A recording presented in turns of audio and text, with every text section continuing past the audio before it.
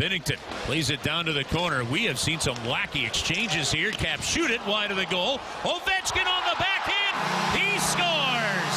Tucker unable to clear it out. It comes back into the middle on a play. On the forehand, toe drag, score. That was filthy and sick by Beauvillier. Walking it in, Ryan Leonard with a shot wide of the net. They walk it down the middle. Turn, wait, hold, shoot, score. Carlson, left side on Binnington. He get it in, they shoot, they score. How did he score that, Beauvillier? Over the shoulder of Hofer and in. Pass near wing, Sandin deflected on. Big save, Hofer. Rebound goes in, though, and the Caps have made it 6-1. Wilson with his second of the game, winning a net front battle. Well, this is unacceptable tonight. It's that simple. We have to dig in starting tomorrow morning when we wake up, have a good skate tomorrow, and get ready to play Sabres tomorrow night and show up for our fans, our city, and our owners. 314-399-9646. We'll give that number one more time. 314-399-9646. YouTube chat is available for you at youtube.com/101ESPN-STL. That is what it sounded like last night right here on your home of the Blues, 101 ESPN, as they once again lose, Alex. This time by a final score of 6-1. They are addicted to allowing goals this season. They are the worst goal suppression team thus far in the NHL. I looked up some numbers last night. It ain't good. The Blues are the 11th team in the last 25 years to allow 5 or more goals in 7 of their first 14 games. As you can probably imagine, the history of those teams is not great. 9 of the previous 10 teams to do so, you being the 11th, missed the playoffs. Those 9 teams that missed the playoffs, all of them selected in the top 10 of the NHL draft. Another one for you. The Blues have allowed 58 goals so far through the first 14 games. That is the 8th most of any team in the last 15 years through the first 14 games of the season. You want one more? No. The only team in the last 25 years to allow at least 55 goals at this point in the season and to make the playoffs, there were 2 of them. Both of them took place last year, the Colorado Avalanche and the Montreal Canadiens. Alex. Yeah. This team looks bad. They look dead. Your coach questioned the effort. The captain got into a fight and then said after the game, we didn't compete. You allowed 6 goals to Washington, and not once did you look competitive on the ice. What's going on? Shoulder shrug emoji. I can't explain this one. This one to me was as bad as it gets. This to me was the worst loss that the Blues have suffered this season. All they had been telling us for the last week was how the results aren't matching what we're doing on the ice. We feel like we're making progress. We're doing everything right. It's just the puck's going in the back of the net. Okay, I'll bite. Let's see what it looks like. It was progress. You still lost to Vancouver, but that was progress compared to what the first few games of that losing streak was. Progress against Columbus, considering what they looked like in the previous games. And then you had the best game that you have played this season against the Edmonton Oilers. And you're expecting, cool, that was the moment. That was the opening to this Blues team saying, now we've got our confidence back. We know we could play tight defensively. Offensively, we got to wait for our moments. We know how to play. And then as Jim Montgomery said last night, they weren't even ready for puck drop. He was asked, when did the game get away from you? The moment the puck dropped in that hockey game. You relied on your goaltender to save the game for you in the first period. You were stuck in your zone for 3 minutes and 15 seconds. Dude, that was so embarrassing. At 5-on-5, I don't know if I've ever seen that. 3 minutes and 15 seconds. With the same dudes on the ice. Holloway was out there for 3 minutes and a second. They made 3 line changes in that. That to me was like, oh, okay. But then you get out of the period, escape with 1 goal given up. All right, cool. Well, you did that against Edmonton, and you found a way to push back. Lifeless in the second period. lifeless. And then the moment that Ovechkin goal went in, it was just the snowball that they've avoided for those last 3 games. So to me, you just regressed. To me, you've lost all leeway for fans to watch you if you play well tonight against Buffalo and say, all right, they're back. Because you just laid the egg against Washington after you performed well against Edmonton. There's no consistency. There's no flow. Another game where your captain gets into a fight, and less than a minute after that fight, you give up a goal. Another game where your goaltender gives up a couple of goals, and then it's just basically 7-11 in the middle of the ice. Come on in. We're wide open, 24/7, free Slurpees. Oh. Not that good. Oh. And then from there, it's like nothing. So I don't like to question effort from players because they're trying. Anybody that says, well, they have no effort. No, they're trying. I mean, they're getting paid to do this, and some of these guys are putting their bodies through a grinder for it. But when the coach questions the effort, cool. I can question it now. Especially when the coach and the captain both say the exact same thing. We didn't compete. Yeah. We didn't try. So that's the bare minimum. So that's when all you have to do. So when you say what's going on, what's wrong, this team doesn't have compete. Which I can't believe I'm saying that because last season, for a month and a half, they were the most competitive team every single night. You knew what you were getting. I think that is what I struggle with because I so badly today would love to argue with somebody that says this team stinks. I would love to do it. It'd be great, right? Like I am by nature a bit of a contrarian, some would say. I can't do it. What would I even use as my argument?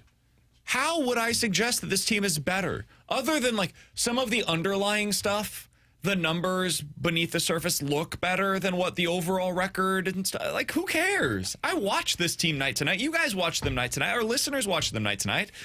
I don't need to give you analytics to tell you this team stinks right now. It's terrible. The goaltending's bad. The defensemen, it seems like they're going through new pairings every night to figure out how to make this thing work. The line combinations, nothing is working right now.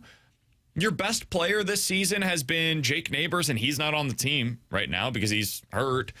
Buchnevich looks like a shell of himself. Thomas had a great night, and then yesterday, like his line was decent, but they didn't actually produce. Didn't pull the team into the fight, which is what you need your best players to do. Like, I can't tell you. They don't have an identity line right now. There's nothing. There's nothing that I can point to and say, like, this is why it's actually better than how it feels currently. And so this gets me back to what you said, Alex. They were one of the best teams in the NHL for a month and a half last year. That's true. I also can't argue that. They were awesome. They were so good. And they bought into everything that Jim Montgomery was selling. And for like a 6-week stretch, man, were they pulling all in the same direction. More and more, that feels like the outlier.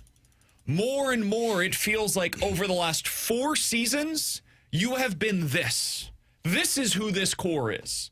Because they've been this since the start of the 2022 season. And for 6 weeks, they played well in 2025 at the end of the season where it all came together. And for about 6 weeks, honestly, they played pretty well in 2024 under Drew Bannister. And I was like, all right, it looks pretty good. But none of it mattered.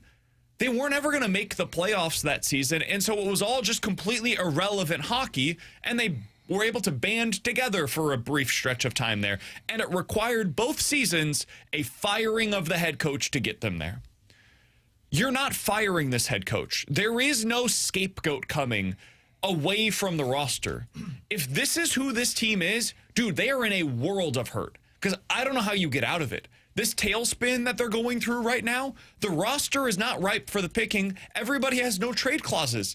They're all paid pretty handsomely. You just re-signed Cam Fowler. Like, I don't know what you do other than grab yourselves by the cojones and figure it out, dude. Because otherwise, there's no cavalry coming. There are no reinforcements. This is it. What they have in the locker room right now, that's what has to get this thing figured out. So I don't know. I got nothing for you today other than to say it's as bad as it looks. It feels every bit as bad as you're feeling right now. And my question to you guys, is this rock bottom? Can it get worse? Because it feels like last night was rock bottom, but what if they lose again tonight? I mean, This to me is rock bottom. When you say, can it get worse? It can always get worse. I mean, you can go into an 11-game losing streak. You can go into a 13-game losing streak. But to me, none of that will be as bad as this game. This is the game that's going to get circled depending on what the rest of the season looks like. If it goes south continually, or if they make trades and basically say, look, it's a lost season, you're going to circle this game. Because 10-game losing streak, 12-game losing streak, to me, that doesn't matter. That is probably more in line with what we saw early on. Why this is the worst loss that they have suffered was because you looked like the best team on the ice against the Edmonton Oilers. And that was a desperate Edmonton Oilers team, too. It was an Edmonton Oilers team that was looking to get back into the win column.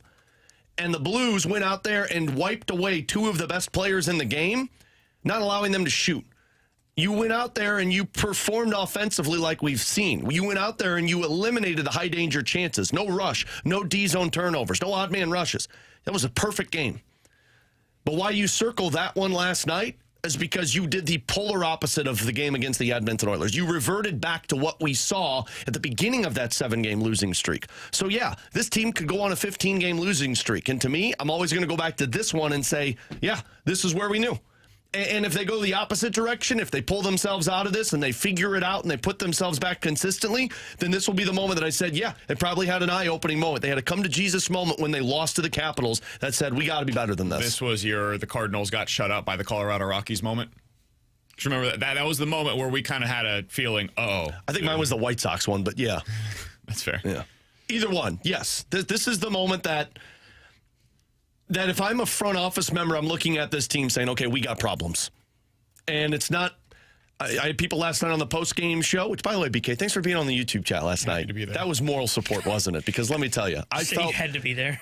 Happy to be there. No, he had to be there, too. He was there for the chaos like I typically am.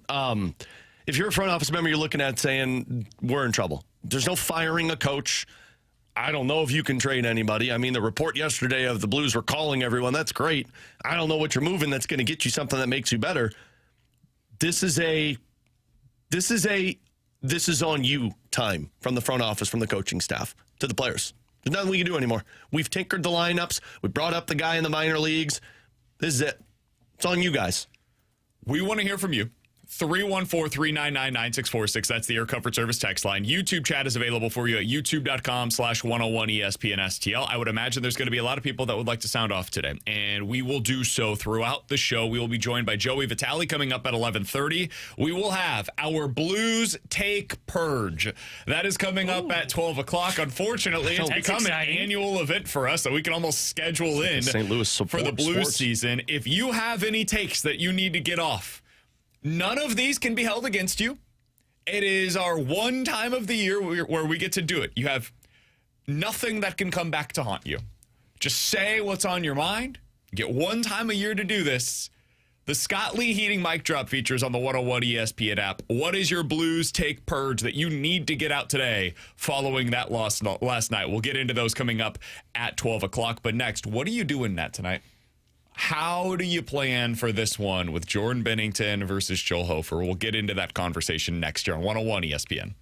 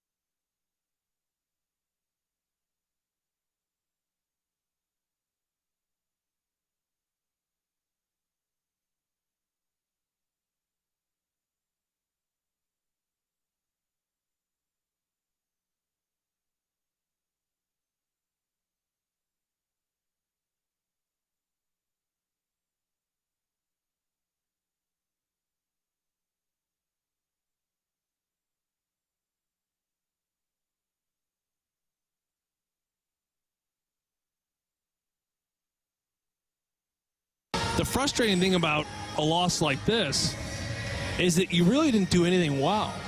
And I would imagine that when Jim Montgomery if he were to be asked this question, any positive takeaway, he would probably say no. Like, young guys, I think it was just vanilla. I think your leader is not enough. I think the goaltending, clearly Binnington got pulled, so that wasn't good as well. So to a man, this was one of the most disappointing losses, I think, of the season, to be fair. I think this was the most disappointing loss of the season. That was Joey Vitale, who will join us coming up here in a little more than 10 minutes on BK and Ferrario, alongside Alex and T-Bone on BK. A little bit of news to pass along in Major League Baseball. The Padres have announced their new manager. It is not Albert Pujols. It is Craig Stammen, the former Major League Baseball pitcher. He is now going to be the manager of the San Diego Padres. He was announced as the, quote, assistant to the Major League staff, end quote, in January of 2024, which I believe was the exact same position that Mike Schilt held for the exact same period of time prior to being named as the next manager of the Padres. Oof. So I guess the thing that we need to pay attention to is who gets that job in January of 2026, because that's going to be the next manager of the Padres. Maybe that's the role that Albert or Yachty will be taking on within the Padres organization. But the news here, it will not be Albert Pujols as the next manager of the Padres. It will instead be Craig Stammen. But we got to get back to the Blues. Alex, one of the big decisions going into tonight's game is what do you do in net? It sounds as though the Blues have made that choice. What are they doing? Yeah, so the Buffalo Sabres reporter for NHL.com, Heather Engel, just tweeted out that they were out there for the full morning skate, and Joel Hofer was in the visitor's net in the first one off of the ice. So typically for how hockey goes, the first one that comes off of the ice and in the visitor's net is the one that's starting. So Joel Hofer gets the start tonight, which I think is the smart decision by the Blues to go with. Is that what you would have done? Yeah, I would have never pulled Binnington last night. I would have told him you're wearing this one. I agree. And I know why he pulled him. You're trying to motivate your team, but if the team can't get motivated when Braden Shen defends his own teammate, then they're not going to get motivated when they're down 5-0.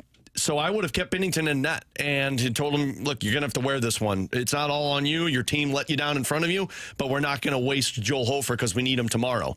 But you couldn't have gone to Binnington in this one. Binnington, I think you tweeted it out. Binnington would have played, if he played tonight, still might, I guess, for how things go, he would have played in 12 of 14 games. 12 of 15, yeah. 12 of 15. Like, you can't do that with Jordan Binnington. Like, Binnington is a guy that you can't overuse. And I think you're seeing the reason why. So I'm glad they're going to Hofer tonight. Unfortunately, if this game gets out of hand, because frankly, it's happened 7 times to him already this season, Hofer's wearing this. That's what I was going to say. This should be a, hey, you know what, Benner? Actually, just go ahead and fly back to St. Louis tonight. I'm kind of serious. E-bug? Oh, I love an e-bug. Because barring some kind of an injury, he should not even be considered to go in the net tonight. There should be no scenario in which Jordan Binnington, again, barring injury, is on the ice for the St. Louis Blues against Buffalo. Yeah. He's got to take some time off, man, just mentally. Because when you're in the net, I mean, we can talk tomorrow with Mike McKenna about this, the amount of wear and tear that takes on you mentally. Forget the physical side of things. It's exhausting to be engaged for the entire game. It's exhausting to be engaged for a period. And he's had to do that in 11 of the first 14 games of the regular season. You cannot keep up that kind of pace. And I've had conversations with former Blues goalies that say it's even more exhausting on your mind to have to go into a game in relief, to where, you're mentally checked out. You've done all of your off-ice workouts. You're just focusing on the game. And then all of a sudden, boom, warm up and get ready. That's even more mentally exhausting. And he's had to do that twice already this season. So to me, you shouldn't have pulled Binnington in that game against Washington. It should have all been Binnington, and then it's just 2 straight days off before he plays against Seattle because, look, November's a freaking grind. Next week, you got another set of back-to-backs, and then the following week, you're on the road for 2 weeks, and then you got another set of back-to-backs. So Doug Armstrong said it. This team has nothing to fall back on when you're bad. They used to. It was the goalies. Mm-hmm. Hofer looked better in his last performance against Columbus. Now he lost, but he looked better. Binnington was awesome in that Edmonton game. Had a bad game. I'd argue some of that was the team in front of him, but also Binnington didn't make the saves you needed. Have you looked at their save percentage on the season? Yeah, it's got to be below 800. It's 850. Oh, is it? Which is it was 769 for a while. Yeah. And look, I know people want to point the fingers at the goalies, and the goalies need to make saves. There's no question about it. There were a couple last night that, like Binnington, you make that usually. Goalies have been bad. Defense in front of them has been worse. I think it's I'll listen to defense being bad. I think it's on the goalies. Like their blame pie is 50-50 for me. Yeah, but I don't even they all stink right now. Yeah, I mean everything's bad. The blame you can blame anybody. I don't have a whole lot of interest in doing well, it's this person's fault more than this. They are all to blame for what's going on right now. Yeah, it's six guys on the ice. It's 6 guys on the ice that's doing this. It's not all on the goalies. It's not all on the players. Everybody is combined with this. But the goalies are making bad decisions with the puck, like Binnington making that pass last night. That's not typically the move he makes. But also, Tom Wilson standing literally on the power play in front of the blue paint, and nobody is going to try and move him out of it. So, and then Logan Mailloux, there's a hand pass. All you have to do is just not touch the puck. Yeah. That's it. And he's trying to do too much, and God bless him, man. I get it. I feel bad for him on that one. But you can't make that play. Yeah. You cannot touch the puck in that spot. He does, and they end up scoring a goal because of it. But in the back checking on forwards, there were twice that the puck should have gotten out of the zone, and it didn't get out of the zone. It's just every little thing is happening against this team. But again, we talked about last year why the goalies were so critical for the Blues in this retool or whatever. Because they made the saves and erased the mistakes that were being made. So the players were confident knowing that if I bleep up, the goalie's got me. Now the goalie doesn't got me. And so now it's, I better not make a mistake. And look what happens when they make mistakes. And then the goalies are making mistakes. It's everything right now. Can we talk about the biggest moment nationally from that game last night? Yeah. It's the one moment of the game where I was like, that's funny. I loved it. Let's go ahead and take a listen. This is via Turner Sports. Watches after the goal is scored. He's got the puck. Watch what he does with the puck. He's going to keep it in his pants. I don't know if he wants to sell it on the open market or not, but they're not going to get that puck from Binnington. But that is until linesman Michel Cormier came over and said, hey, we know you got the puck, buddy. Good job catching that. There's cameras everywhere, guys. Tremendous. Did you see Binnington trying to? I just saw that. I'm not going to comment into it. So Jordan Binnington, for those that missed it last night, he gives up the goal to Alex Ovechkin. It's Ovechkin's 900th goal of his NHL career, which is just a ridiculous number. And he takes the puck and puts it in his pants. A move that I'm not sure I've seen before. So Friedman had it in his 32 Thoughts today. It happened back in the 2006 playoffs where a goal was scored on Ray Emery, and Ray Emery tucked the puck in his pants and told the media afterwards, hey, I threw it in the trash, and then gave it to the player as a joke. But I loved it. And everybody else, of course, when Binnington does something, it's Jordan Binnington up to his antics again. You're telling me you're not going to try and put some history in your pants and hold on to it? To answer your question, no, I wouldn't have thought of it. I would have. I'd have been like, this is coming home with I would me. use that as a negotiation tactic. Ovi, you want this back? I want a signed stick, signed jersey, and how about Caps tickets? I mean, look, I'm 50% responsible for you scoring goal number 900. Yeah. That puck's 50% mine. Let's cut it down the middle. It was only 2-0 at that point in time. So the game's still, very much in question. It's not like that was a 5-0 situation the way that it ultimately got to. I didn't really have an issue with this one. I've had an issue with some of his antics in the past. I just found this to be hilarious. Now, I'm not sure what his plan was. I don't either. I don't know how he thought he was going to get away with it or what the goal. Do you just put that up in your house? For everybody to say. Them saying, what, is he going to sell it? No, if I'm Binnington, I'm going to frame that and say I was a part of goal number 900, and here's the puck. Ovechkin doesn't need it. He already broke the record. Yeah, but 900 is one of those that you keep, right? Yeah, look, you broke If you're Gretzky's. A baseball player and you get to 500 career home runs, that's one you keep. Yeah, but they were like, oh, he's the first goalie or guy to score out 900 goals in the NHL. Yeah, because he was the first guy to score more than Wayne Gretzky. So none of those really I matter. think it'd be uncomfortable to play goaltender while you've got a puck So in your that's back. what I was wondering. When was he going to go back over? Like, was he just going to keep it the rest of the game all of a in sudden his you see pants? a puck fall out of his pants. That's what I hope where'd that happens come from? in the middle of a game, in the middle of a series. A puck falls out and it goes in the net. They blow the horn. What was that? No. That was Ovechkin's. Alex, it was 2 minutes into the period. It wasn't like this was 19 minutes in, and so he was just going to have it in there for a minute and then take it back into the locker room with him. Yeah. He had 17 minutes left in the period to play. You probably fake like a pad problem. You got to go to laced up, and then you take it over to the trainer. And be like, hey, put this in my locker. It's really kind of an incredible thing. So I it's loved the it. one moment that came out of last night's game that I was like, all right, I can have fun with that. And I guarantee, and I hope Joey's going to talk to him today. I guarantee he will. So maybe we'll get his thoughts on it when we talk to him next. I don't think Benner's going to have anything to say about it after that loss. Part of me wonders is like Benner's going to be like, hey, why not try it, right? See if you get away from it. Yeah, after a game like that, if they had lost, 3-2, I think you maybe get a good comment out of Benner. Because he was pulled from the game and they lose 6-1 and they're now 4-8-2 on the season. They've lost 8 of their last 9 games. Yeah, I think I mean more like he's going to give you much. I think it means more like off record of like a side comment when they get on the team bus after the game. Yeah, nobody's putting a microphone in front of Bennington and being like, "Hey, try and steal that puck." Maybe when they win the cup this year, we'll ask them about it. Coming up in 15 minutes, 314-399-9646. That's the Air Comfort Service text line for questions and answers. At 12 o'clock, we'll get to our Blues Take Purge. We seem to do this every year now. Joey just texted me, by the way. He said, give me 5 minutes. I'm talking to 50 right now. Perfect. We're going to give you 5 minutes. All right, sounds good. I will go ahead and tell you right now. At 12 o'clock, we'll get into our Blues Take Purge. And what we do with this, you can't be held responsible for anything that you have to say. So if you've got something pretty wild on your mind about the Blues right now, go ahead and get it off your chest. We'll get to those via the Scott Lee Heating mic drop feature that is coming up at 12 o'clock, our Blues Take Purge, as we do seemingly annually here on BK and Ferrario. Again, coming up at 12 o'clock, Scott Lee Heating mic drop feature is on the 101 ESPN app. Coming up next, we will be joined by Joey Vitale. He's the Blues analyst for 101 ESPN and FanDuel Sports Midwest. He joins us weekly here on BK and Ferrario.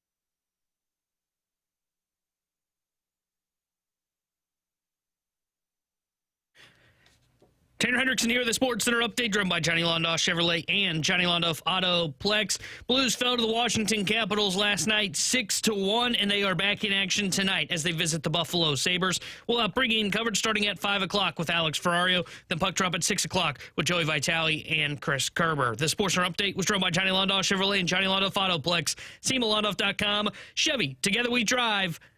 Are you kidding me?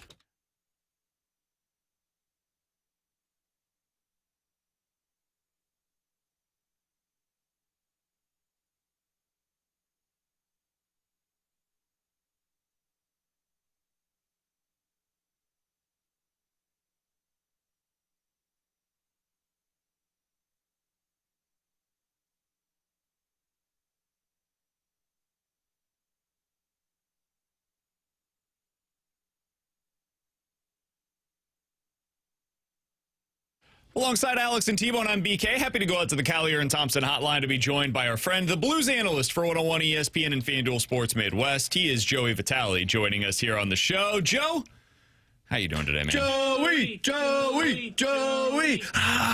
T-Bone's not excited, but I am because it's Joey Vitale. What's up?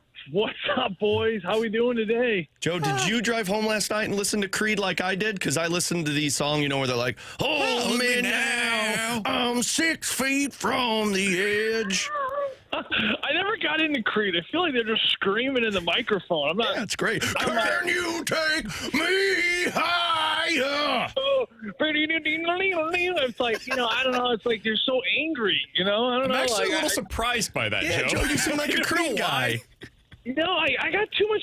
Listen, I got too much chaos in my life as it is. I mean, I'm at the game last night, and I'm dealing with stuff at home with one of my kids, and my wife's like, da-da-da, and this person's there, and the one kid's hanging from the chandelier, and this one's not doing the homework.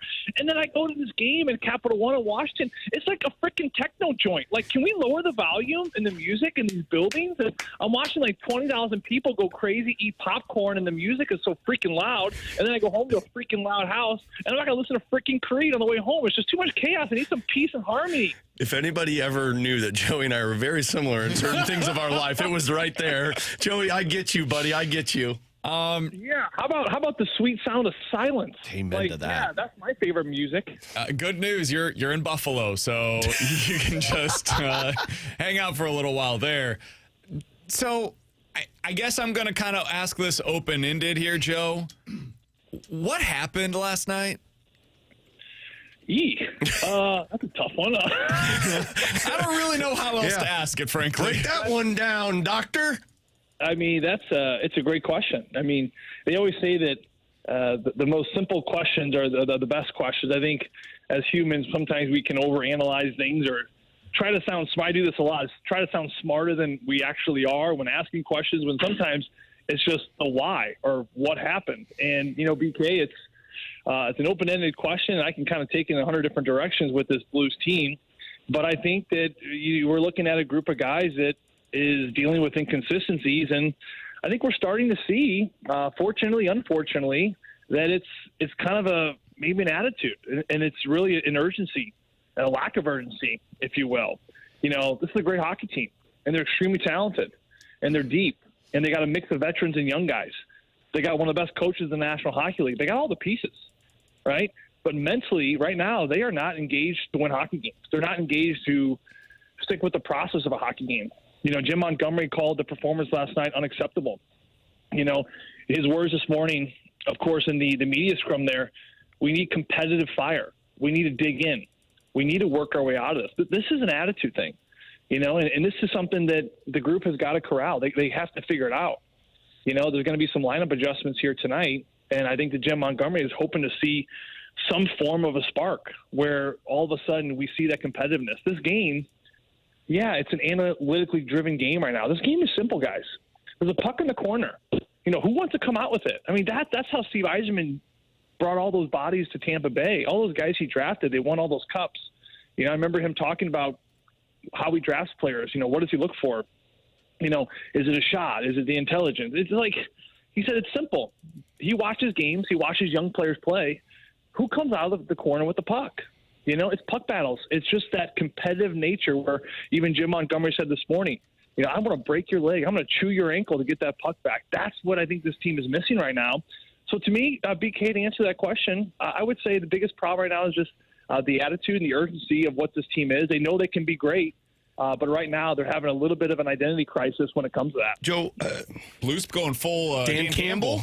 Start chewing some legs off right now. Joe, I never like to question the effort of a player because I know they're trying out there, and to sit there and say they're not trying is ridiculous. But when the coach says that there wasn't any effort, there wasn't any compete, that's when the alarm bells come up.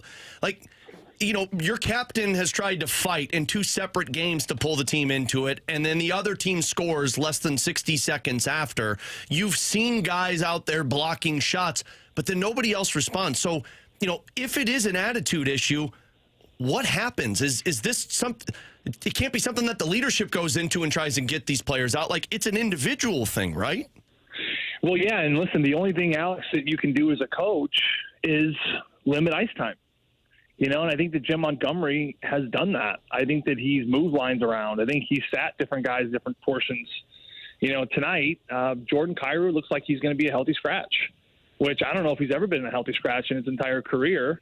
But that's the only power that Jim Montgomery has. Right now it looks like Oscar Sundqvist is out, Jordan Kyrou's out, and Logan Mayhew's out. I know Logan Mayhew, that's more of a traditional one where you kind of expected that. He's been a young player that comes in and out. But for an Oscar Sundqvist, I think that, he was the first one to admit to me, he goes, I didn't have a great game last game. That's going to be a tough one, right? But, for the Blues tonight, I think the big news one is Jordan Kyrou. This is a team that's going to head into a battle without a guy that's a consistent 30-goal scorer, but when a coach looks at things and he sees certain habits and trends happening, at some point he's got to say enough is enough. And I think through some inconsistent work habits, it's going to lead Jordan Kyrou to be watching this game from up top. You hope that it sparks him in the right direction. But again, a coach can only do so much. He's dealing with a bunch of adults who he can't motivate to play hard. Like this National Hockey League, you have to play hard. I mean, the coaching, the babysitting is kind of over. As a coach, you expect players that are prepared every single day to compete and do what they love. And when you don't see that, your choices are very limited as far as what you can do. Joey, I'm a big dumb idiot, and so I'm asking this question from that point of view. It feels to me, again, as a big dumb idiot, that Kyrou's been one of their best players this year. Can you, as somebody who's played the sport and who understands it on obviously like a 20,000 times higher level, explain to me what I've been missing and what some maybe viewers are missing that would lead to Kyrou being a healthy scratch tonight over some others? Well, I think, Jordan is a super talented kid. He's got an incredible shot. He's got a nose for the net. He's got a presence on the power play. And I think he's the one player really with his shot that you look at him and saying, okay, he can turn this game over with one flip of the wrist. He has that Brett Hull ability in him. The Vladimir Tarasenko. I mean, there were games where Vladdy, you wouldn't notice him for 55 minutes, and then he'd have 2 goals in the final 5 minutes, and the Blues will win. Kyrou has that, right? He's got that ability to turn the game over with a shot. I think that you look at 3 consecutive seasons at 30-plus goals. He's pushing for 40. Right, he's got the talent, he's got the ability, right. But what we're starting to see now, trend, especially in the National Hockey League, that you can't get away with just using your skill anymore. There's no players outside of probably Alex Ovechkin, and I'm also thinking like a Leon Draisaitl. Leon Draisaitl, you saw him a couple games ago. He's a player that kind of flirts and floats on the outside, just waits. But he is going to hurt you at some point. Now, he didn't in that Blues game, but that was a rarity. And I think that sometimes super skilled players think they can just hang on and the game comes to them. Right now, the game is not coming to Jordan Kyrou. And I think when that's not happening, you have to have that second gear. You have to have that second part of your game where you can go. You can drive, you can skate, you can compete, maybe finish a hit, get to the net. Kirill Kaprizov, the highest paid player in the National Hockey League, he's got skill. He's got hands. He's got the shot. He's got the vision. He has everything that Kyrou has. But Kirill Kaprizov, what separates him and why he's the highest paid player right now in the National Hockey League is that he has a whole nother gear. When the game's not coming to him, he goes finds the game. He's got the urgency, and he's got that just competitiveness. Like when I said, Jim Montgomery, breaking someone's leg to get a puck, watch Kirill Kaprizov play. Like if he loses the puck, it's not okay. Like it's not okay to lose the puck. And I think we live sometimes in this league, and we play this game, and sometimes players now, You lose the puck, you turn it over, you're like, oh well, I'll get it back later. Like, no, that's an important play. And it's not okay to come out of the corner and someone grabs that puck from you. So I think for Kyrou, he has got to rediscover what that other element is in his game. And I think that he's starting to see now in this National Hockey League where guys are getting bigger, stronger, and faster every day. You have to have that just nasty competitive edge where you do not want to come out of the corner without that puck. That is your puck, and you have to drive this team. And I think that for Jim Montgomery, and from what I've seen too, there's been too many games of him just being that passenger, waiting for the game to come to him. They need him to go. They need him to be an alpha. They need him to take initiative, be proactive on things, and go grab the game. Go out there and go physically grab the game and bring it to you instead of waiting for it to come around. So I agree with you. He is a super skilled player. He's got all the tangible things and intangible things that he can't have. But right now, I think that Jim Montgomery needs to see more compete. He needs to see that consistent work ethic, because without that, Jordan Kyrou does not necessarily help the team to this full potential that he really can. Joey, I'm only asking this because I know a lot of our listeners are going to be asking the same thing, because I think I've seen a lot of people point to Pavel Buchnevich as another guy that has had a slow start to the year and has not been as competitive as he's been in years past. Do you think he falls into the same category as Kyrou? I know he's in the lineup tonight, but do you think he should fall into the same category? No, I don't, because, I've looked at him, the last few games especially. Bucci, I think about 3 games ago, he got pulled off of a power play in the end of the second period. We saw him. He missed 2 passes. I forget what game this was, about 4 or 5 games ago at home. He missed 2 passes. I think it was that Vancouver game. It may have been that game, yeah. And they put Dalibor Dvorsky out. They just replaced him. And then that next period for that Vancouver game, I thought Bucci had great legs. Bucci's responded, right? I think Jim Montgomery has pulled him aside, and I think that now you're starting to see his game. I mean, he had so many great opportunities last night. To me, it's a difference.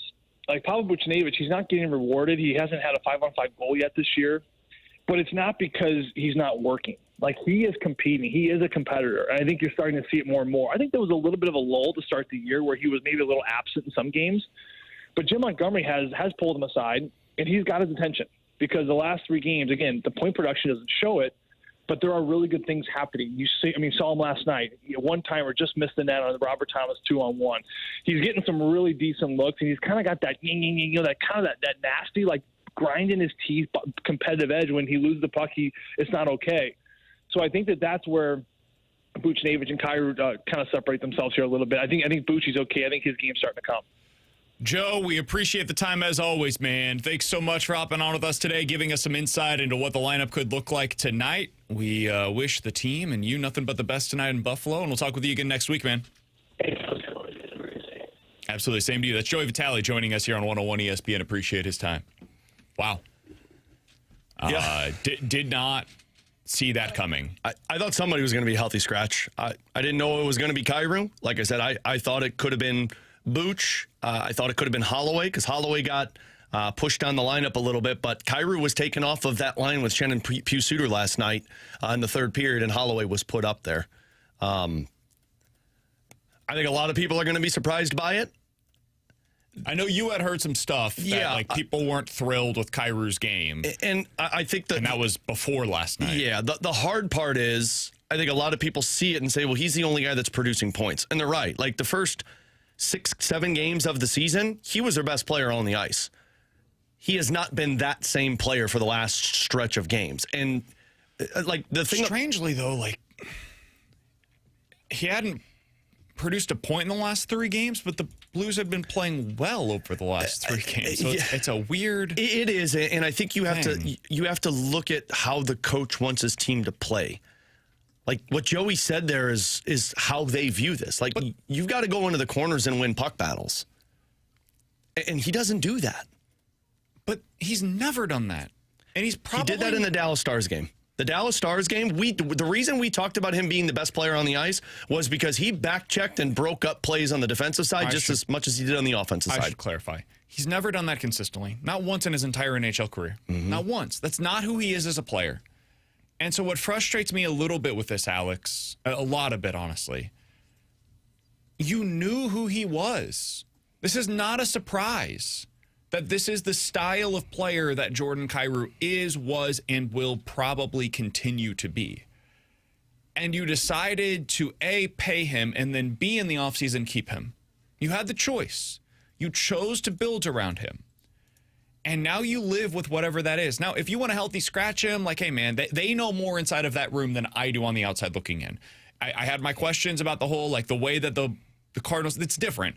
But the way that the Cardinals handled the Wilson Contreras decision, and eventually Contreras, like, it was so clear to everybody inside that he had to move it first.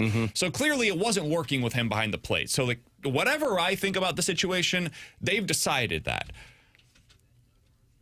This feels like a really weird way to handle Jordan Kyrou when the things that we are complaining about are not new and were known to be the issues with him for years. Yeah, it's a new coach. Well, it's a new work. It's a coach that hasn't dealt with it for years like Berube and Bannister dealt with. He dealt with it last year, but I think Kyrou was very good last year. You know, I just go off of the last time that Jim Montgomery pulled both Pavel Buchnevich and Jordan Kyrou aside prior to that Vancouver Canucks game. And I thought that was weird. I was like, wow, what's going on here? Yeah, but from what we were told, the conversations were, we need you to pull this team back into the fight. We need you to be the leaders on the ice. I haven't seen the same stuff that Joey has just mentioned about Buchnevich. Sure. I was very audible about Buchnevich's frustration against that Blue Jackets game because he had one shot attempt through the first 2.5 periods and then just all of a sudden started firing them off. But they obviously see other elements to his game that they believe are beneficial to the team. Like, their line last night was the best line on the ice. Whether we think Buchnevich is playing like a top-line player or not, he was the best line on the ice in Corsi rating and outchanced the opposition. The Kyrou line was the second worst line on the ice last night until they made that switch with Holloway, Shen, and Suter. And if Jim Montgomery pulled him aside to talk to him and they still weren't getting the outcome that they wanted, Jim Montgomery has said it before. My only leverage with players is bench meet ass, ass meet bench. Bannister did this to Pavel Buchnevich last year in his first game, or 2 years ago it was his first game. They obviously are trying to send a message to Kyrou, and it's a matter of if he's receptive to it. Somebody from the 636, it's a good point, says, guys, this is not just a message for Kyrou, it's also a message to the rest of the team. I think there's a lot of truth to that. He's absolutely right. It feels as though this is a message to every single guy in the locker room. Nobody is able to get away with this style of performance. Yeah. Now, you can agree with that, disagree with that. You can take it in any direction, but this is clearly Jim Montgomery's team. It's going to be in his image, and he's sending a pretty decisive message here by healthy scratching Jordan Kyrou. We'll see what the response is tonight by the Blues, and it feels like an inflection point for the season. Oh, yeah. Because if this goes poorly, dude, I asked Alex, was last night rock bottom? Boy, tonight could be rock bottom. I mean, if they don't respond to this and then you lose Kyrou mentally, yeah, you've lost the team at that point. This thing could go totally off the rails prior to the start of Thanksgiving. And then we could have that Christmas wish list sent out once again by Doug Armstrong. Do want to hear from you guys. 314-399-9646. That's the Air Comfort Service text line. Now. Questions and answers is coming up next. In 10 minutes or so, we will also have our Blues Take Purge. We seem to do this once a year. I'm guessing we're probably going to have even more submissions after that conversations with Joey Vitale. You can't be held accountable. Anything you say cannot and will not be used against you. BK won't bring tone to your comments. Nope. You get to say whatever you're feeling. How are you feeling about the Blues today? Your Take Purge coming up in 10 minutes via the Scott Lee Heating Mic Drop feature on the 101 ESPN app. Questions and answers next.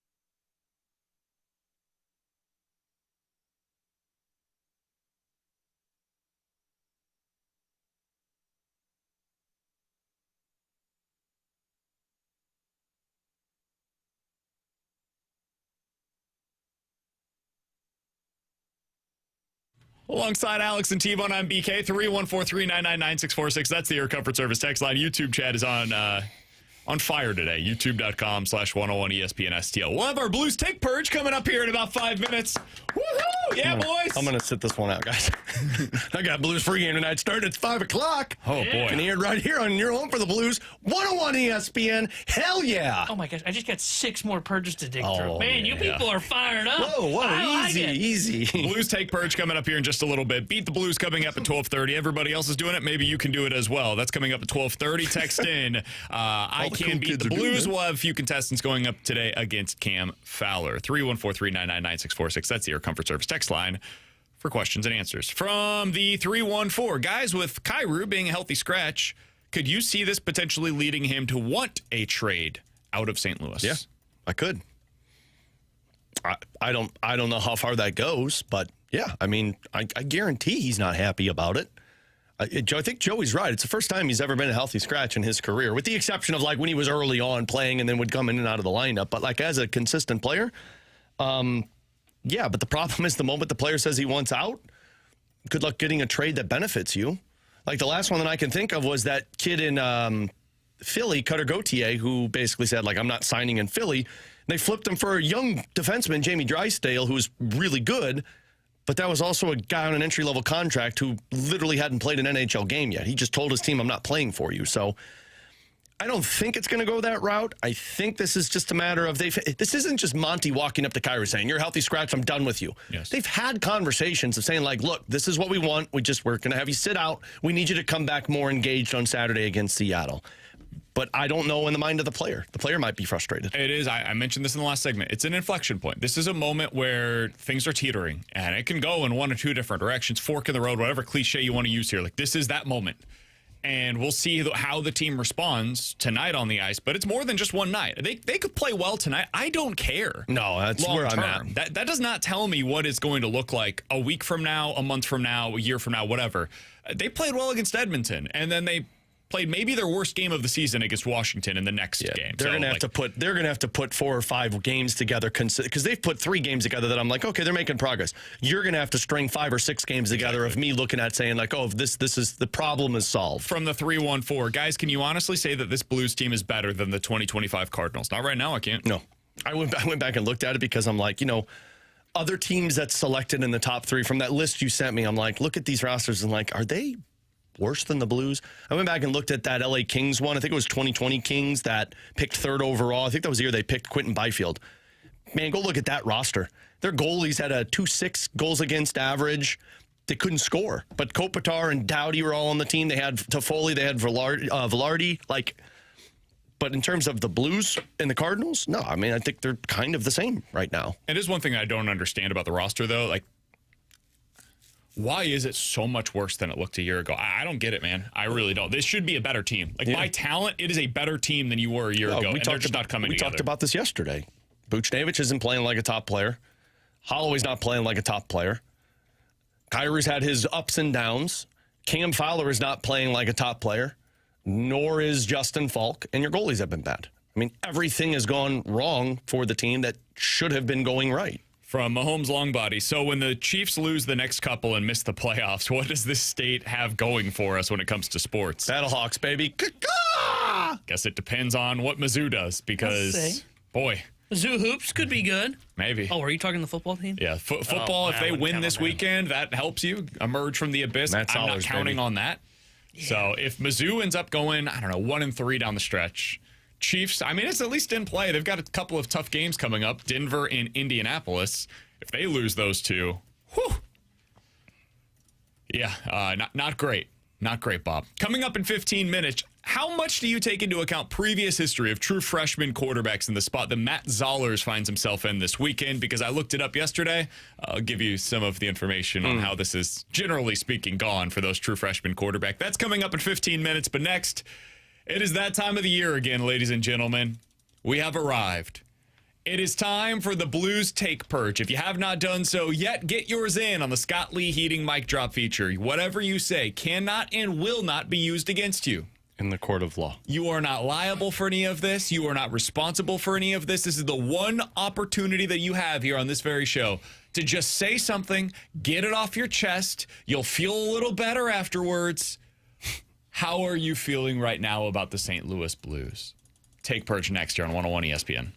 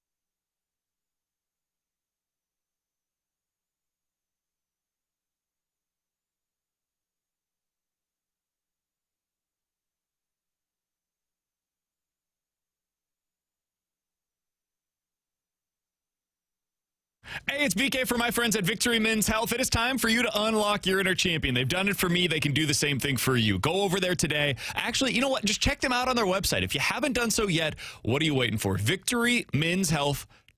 That's victorymenshealth.com. When you get to that website, you'll be able to read all of the services that they have to offer for you today. Whether it's erectile dysfunction, weight loss goals that you're trying to meet, maybe you're feeling some of those symptoms from low testosterone. You don't have the same energy that you once did. Your workouts aren't giving you the same results that they used to. Could be a sign of low testosterone, and they can check those levels for you over at Victory Men's Health. They also have a vitamin infusion program. They have a supplement shop. They've got red light therapy, cardiovascular testing. I did my micronutrient labs over there. It's all available today at victorymenshealth.com. Go to their website, victorymenshealth.com, and then click on the top right corner of the page. Book now. Put in your name, email, phone number. Tell them BK with 101 ESPN sent you. And then tell them what it means for you to unlock your inner champion. It's all available to you today. Check them out, victorymenshealth.com.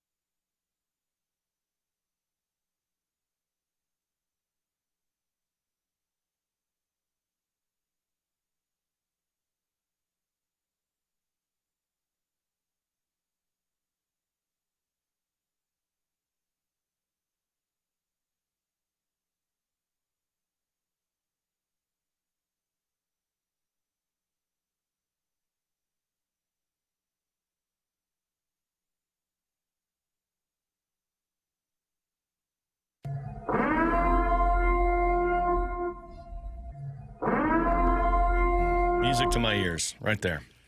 We seem to do this once a year nowadays. Twice a year. We do one for the Cardinals. That's a good point. Stop trying to make it like it's just the Blues that are bad. I don't think we did one for the Cardinals this year. That's because they were so bad. I think we did. Did we? I thought we just admitted, like, hey, they weren't going to be I good. think 2 years ago was when we did it because... I think this year we knew they weren't probably going to be very good. You there was no real can't purge anger. when you're not frustrated. That's a really good point, Alex. Yeah. It's a really good point by you. Yeah. We are angry right now, though, and the St. Louis Blues have done this to us. We were just watching a video. Donnie Fandango came in. Should I text Donnie and say, like, hey, man, if you get a commercial break, why don't you come purge? Yeah, we can go ahead and talk to Donnie here in just a little bit as Tell well. him to make it a little more PG. I don't want to use this button. Donnie from 105.7 The Point said, I'm not even watching the game tonight. I can't do it. It's too bad for me mental health-wise, so Donnie's out. If you lose Donnie, man. No. Oh, boy. I understand. That guy gets frustrated sometimes. He is ride or die with his teams. Donnie's a diehard. And he's out on the St. Louis Blues right now. So we want to hear from you. If you're new or unfamiliar with the way that this works, typically, we're a little judgmental here on the show. Can be open and honest about that. Not today. Say whatever's coming to your mind.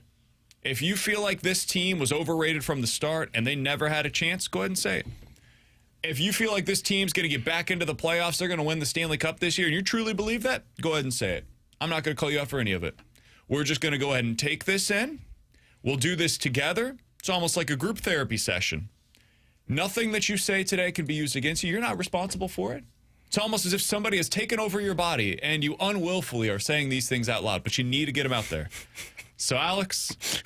Can I read this text real quick? Yep. Blues take purge. I think every right-handed player should just play left-handed and vice versa for left-handed players, including goalies. If there's an improvement tonight, then it's the coach's fault all along. I mean, let's try it. We're going to forget what you said there. Blues Take Purge begins now on BK and Ferrario via the Scott Lee Heating Mic Drop feature on the 101 ESPN app. Let's start out with Clay.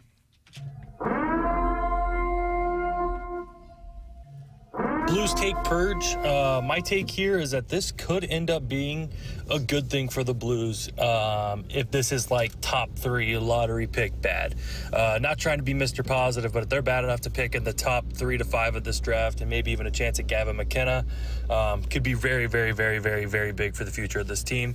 So maybe not all bad, although this does really suck right now. Appreciate you guys. I mean, we have said the one thing that they don't have is a star. Yep. And where do you get the star from? Well, it almost never happens in free agency. Really hard to trade for the guy unless it's Matthew Tkachuk, and that's the outlier, not the rule. They typically are drafted in the top 3. Why? There you go. Well, there's 2 guys that are... This is the pain. There's 2 guys that are 5'11", 170 pounds, that are both wingers that aren't considered goal-scoring wingers, and then there's a right-handed defenseman. There you go. I want the forward. Please. You want the guy that's a 5'11" that's not fine, considered man. a goal Whatever. scorer? If he's amazing, Gavin McKenna, let's go ahead and do it. All right. I'm just letting you know. By the way, he has 4 goals in Penn State right now. That's pretty good. He's like 17 years old. Cool. The problem, though, with all that is not to be Debbie Downer on your Debbie Downer. Jeez, man, positive. It's a take purge. We don't... Okay. No, you're fine. No. All right, You're fine. let's You're hear fine. next. Yeah, Scott Lee Heating Mic Drop feature. Sorry. This is coming from Just Nick. all being negative. It's my game. Guys, to me, it's simple. And it all went back to that Bolduc trade, something that I was screaming from the rooftops and texting. That was for the now. I don't know how anybody can defend this deal. It made no sense. You don't have to trade or sign Bolduc for a while yet, and I know that was the worry. But if you're always waiting to the last second with Kyrou, you should have just traded him for a better win-now defenseman like the Sabres defenseman that you'll see tonight. And you should have made a move like that, kept Bolduc, who's a lot more tougher than Kyrou and is on the same trajectory scoring-wise. You know, younger. It's like, I know if you want to stay in this winning window, you weren't going to trade Kyrou, but now you're going to be stuck with his contract. All these guys have no trade clauses. It's a good point. Bolduc was physical. He went into the puck battles. Man. Yeah. I mean, They got rid of the wrong dude, Alex. we said this is the safe space, right? Nothing's held against us. This segment doesn't exist. What works. Yeah. I think if you were to ask people inside the organization on Truth Serum, you probably would have rather had Bolduc because he's the more physical player, and you could have gotten a more ready NHL defenseman for Jordan Kyrou. It's also cheaper, younger, more cost-controlled. Played the style that they want. Obviously, if they want guys that goes into the corners and have compete. It's not like Kyrou's playing on the top line anyway, so they would have played the second or third line minutes the way that Kyrou has been so far this year. Played the third line last night. So, yeah. Blues Take Purge pretty good continues take. with Sheldon. Purge. My Purge take is that Doug Armstrong's biggest mistake this offseason was not trading Mailloux for Bolduc. It was letting Radek Faksa walk.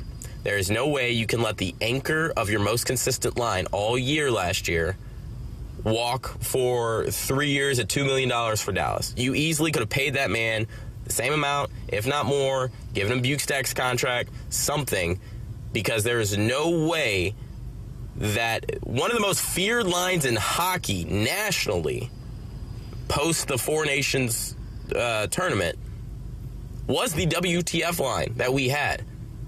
It stopped the bleeding. It kickstarted us when we needed it. It put the foot on the gas when we had a lead. Those guys carried us when we needed them.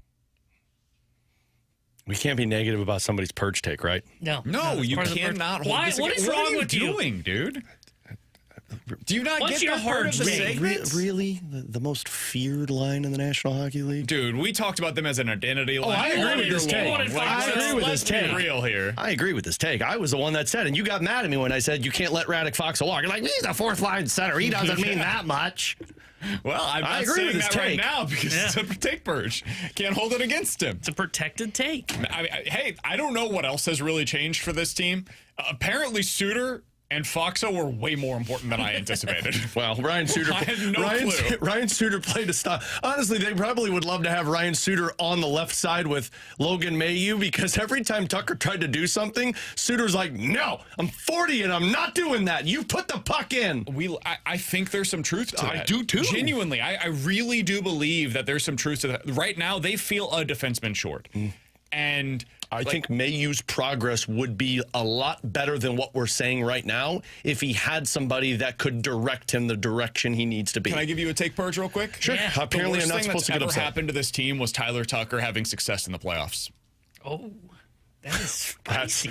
That one is spicy. I like it. No offense to all of the great That one was Purge good. we've had. That's the best one so far. That one was I didn't have the good. sounder ready. If he didn't have success and then had the injury that ultimately led to them losing the series, Suter might be back.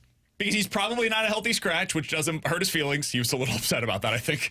I don't think he loved the fact that he was a healthy scratch in the He's getting playoffs. paid by 3 teams, though. Like, how upset can he be? They probably are willing to have Suter as their pairing mate with Logan Mailloux, and Tucker's just the extra. He's your 7th defenseman this year. I'll add on to your Purge take with another Purge take. The biggest mistake they made was not re-signing Suter when they traded for Mailloux.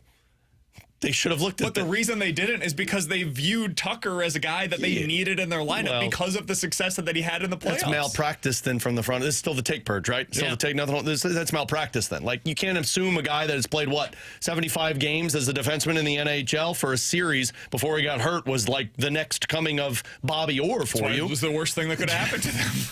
It was terrible. You know what? Maybe Ryan Suter so just fun was to watch. Maybe Suter was horrible. Maybe Suter was like, you know what? I just want a bowl of Cinnamon Toast Crunch. I'm really sick of this whole not eating cereal thing. All right, let's go back to the take Purge. Hear from Tyler. Tucker? I've got one word to describe this Blues team right now, and it's pathetic. Our effort's pathetic. The answers that we get are pathetic. The overall play on the ice is just pathetic. I don't understand how, as a professional sports team, you can go out every night and just not know what they're bringing to the table. From the words from Shen, this makes me think that there's something wrong internally in the locker room, and I think it's time that we start trading away the core. Because this core that we've had has given us the same thing year in and year out. A slow start with not knowing what's going to be on the ice every night, and something has to change. It's time to start playing for the crest and not the name on the back. And from what Shen says, something is going on in turn. Hell yeah, brother. Play for that crest. We love saying that in hockey. That's another hockeyism. Hey, we're not allowed Play to. for the logo on the front, not the name on the back. By the way, remember when you complained about numbers yesterday? Somebody brought up a good point on the text line that we just didn't get to. They do numbers in baseball like on the stat card. I know, that's what I was saying, 6, 4, 3. That's what I was saying is yeah, totally. If you had gone through a starting lineup, though, and you were like, who's hitting third? Batting leadoff 1, or did 2, I guess, the cat, whatever it may be, right? You're just confusing yourself now. you don't say, you say batting leadoff, playing first base. Let's say the number. Let's not play revisionist history, PK. I was right. We can move forward. Fair enough. It's take Purge. I apologize. Yeah, my take Purge, I was right. My take Purge making the playoffs last year was the thing that they regret now. And the reason is because it put in kind of self-confidence in what their build was. You miss the playoffs, even on an 11-game winning streak, everything kind of changes. Do you have anything you need to get off your chest, Alex? I'm gonna Be plead, careful. I'm gonna plead the fifth. Okay. I'll just listen to everyone else's purges. There's a lot of purges on the text line. Why don't you text them to me and I'll just You know what? I'm gonna go to the bathroom real quick during this segment. I'll be right back. We can get back to the take purge. If we've got more, if we've got other good ones, we can get back to this coming up at 1 o'clock. The Scott Lee Heating mic drop features on the 101 ESPN app. If you have a take purge that you need to get off of your chest, we'll get back to those coming up at 1 o'clock. That is when I will give my actual take purge as well. I gave one, but Tyler Tucker performing in the playoffs was the worst thing that could have happened to this team. I'll give another coming up at 1 o'clock. Maybe Alex will come up with one by then that doesn't get him in trouble as well. Coming up next, pregame tonight at 5 o'clock. How much do you take into account previous history of true freshman quarterbacks against top 5 opponents when you think about what it's going to look like for Matt Zollers this weekend and Mizzou? We'll give you some of that history next. You can decide what you want to do with it here on 101 ESPN.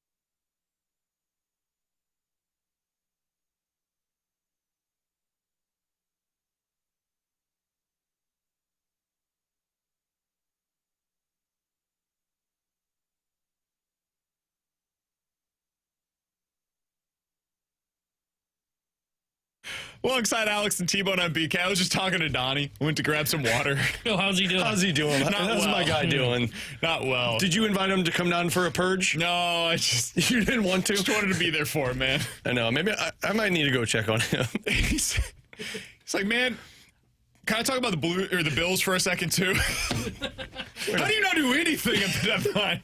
It's like, man, I'm sorry. They beat the Chiefs at least, right? Yeah, I know. Yeah. And I was like, yeah, I'm frustrated by the Chiefs, too. Yeah, but the Bills, how do you not do it? Love Donnie. And then we left. We said, this is why we love sports. Because it makes you feel alive. No, it just doesn't. makes you feel something. I didn't feel alive last night. I wanted to You felt angry, right? I wanted to go home and sit in the corner and cry. Yeah, angry, sad, That's not a frustrated. good feeling to have, man. I didn't tell you that it makes you feel good. I want my emotions to go away. I like feeling something. And I like being dead inside. Yeah, maybe a little bit. My son makes me feel emotional, right? Like it gets you, it makes you happy. It makes you frustrated. Like all of these things, they're just the highs are so high, the lows are so. The only other thing really that brings that into your life is sports. Yeah, but like we love it. You know, my kids are in that I don't want you phase, and so after last night, you wake up, I haven't seen my girls all day, and the first thing my oldest said is, "I don't want you, Daddy. Where's Mommy?" I was in the opposite phase today. Today was a daddy morning where I could barely even get ready because I needed to be with Luca the whole morning. Cool, rub that one in. That felt good. To where tomorrow, as you know, it'll go right back the other way. My take purge. BK makes me sad. So that's not a purge. That's Dave ends and why. Yeah. I've told Tommy that, but nothing we can do. Suck it up, Ferrario. So what about my name on the logo? It's so small. Yeah, could you just make the caps a little bit bigger? Suck it up, Ferrari. Okay, so this weekend. By the way, real quick. Hey, we got Beat the Blues coming up. Cam Fowler won a puck, won some Blues tickets. Text in right now. 314-399-9646 is the Air Comfort Service text line. Go back to what you're talking about. T-Bone's take purge. I needed people. BK doesn't promote Just things. No, that was my fault. I didn't tell him. I can beat the Blues, and we'll pick a few contestants to go up against Cam Fowler today. Take purge coming up at 1 o'clock. Good job, buddy. So I'm going to read you history, Alex. This is just the facts. You want the facts? I've got the facts. You give me the facts. There have been 18 games in the last decade in which a true freshman SEC quarterback, not a redshirt freshman, a true freshman SEC quarterback, threw at least 15 passes against a top 15 or a top 5 opponent. So true freshman quarterback, past decade, starting for an SEC team against a top 5 ranked opponent. 18 such games. The teams with a true freshman quarterback in those games, probably isn't a shock to you, they are 2-16 in those 18 games. Yeah, but let's isolate those two. The 2 wins both came in 2019. All right, not far away. Auburn, they had some guy named Bo Nix. Some people call him Bo Picks. Yeah, but he was Bo Nix in college. He's Bo Picks in the NFL. They beat number 5 Alabama 48-45. All right. So he played well. Auburn beat Go Tigers. Alabama. South Carolina in 2019 had Ryan Helinski, who also performed well against Missouri. They beat number 3 Georgia on the road in double overtime. Only 5 of the 18 games were decided by fewer than 10 points. Okay. So there were the 2 wins and then 3 other games where the team with the freshman quarterback kept it to single digits. Missouri is currently a 6.5-point underdog against Texas A&M, a top 5 opponent. Missouri, as you know, will be starting a true freshman quarterback. That is the recent history of games like this. What does it tell you, if anything? Do you care about that recent history? Do you think none of that matters? This is a different team. This is a different quarterback. Screw the history. This time it's going to be different. How do you feel about what I just presented to you? I don't know if I want to say this time it's going to be different, but I don't know if I want to look at that history and judge it for Mizzou because, yes, it's a true freshman quarterback, but your defense is what will keep you in this football game. Your defense will, because if Mizzou's defense is elite, which we've seen it play elite, that's how you at least keep it close. And then you just have to hope your quarterback can make a couple of plays and your offensive weapons around you can make some plays. So do I think Mizzou's going to win? No, I think this is going to be a victory for A&M. But do I think it's going to be more competitive than the records that you just handed me in terms of recent history? Maybe because Mizzou's defense could keep it tight.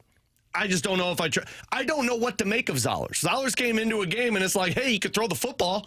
One of the Texas A&M beat writers put out the all-22 footage, which is like the high view of the game where you can see all 22 players on the field of every throw that Zollers attempted against Vanderbilt. Dude, I'm even more impressed after watching this than I was watching it live. I mean, he played really well in that game. He's a weapon if you can keep him upright in the pocket because he's got an arm. And the one thing that Purge couldn't do was throw it when he was forced to throw it. You needed him to use his legs, and you needed your running game to be great.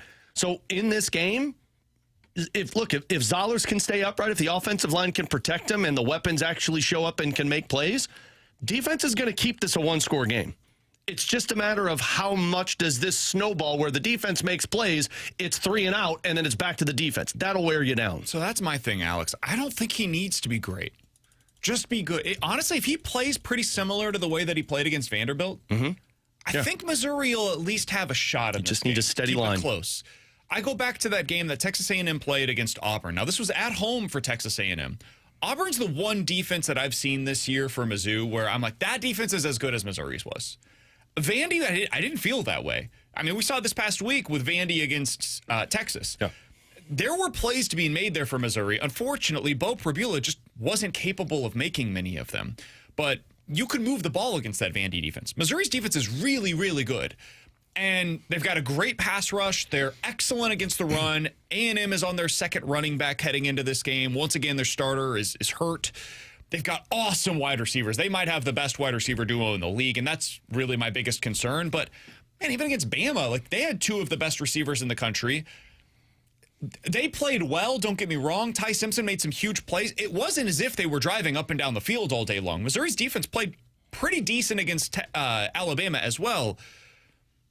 I think you probably the problem is I think you have to hold them to like 23 or fewer points. Mm-hmm. And if Missouri's offense isn't capable of having sustained drives, I don't know if they can do that. I think it's going to come down to their ability to sustain drives and then complementary football, all that stuff. It would be really nice if you had, a kicker that could make some kicks and cap off drives in a game like this.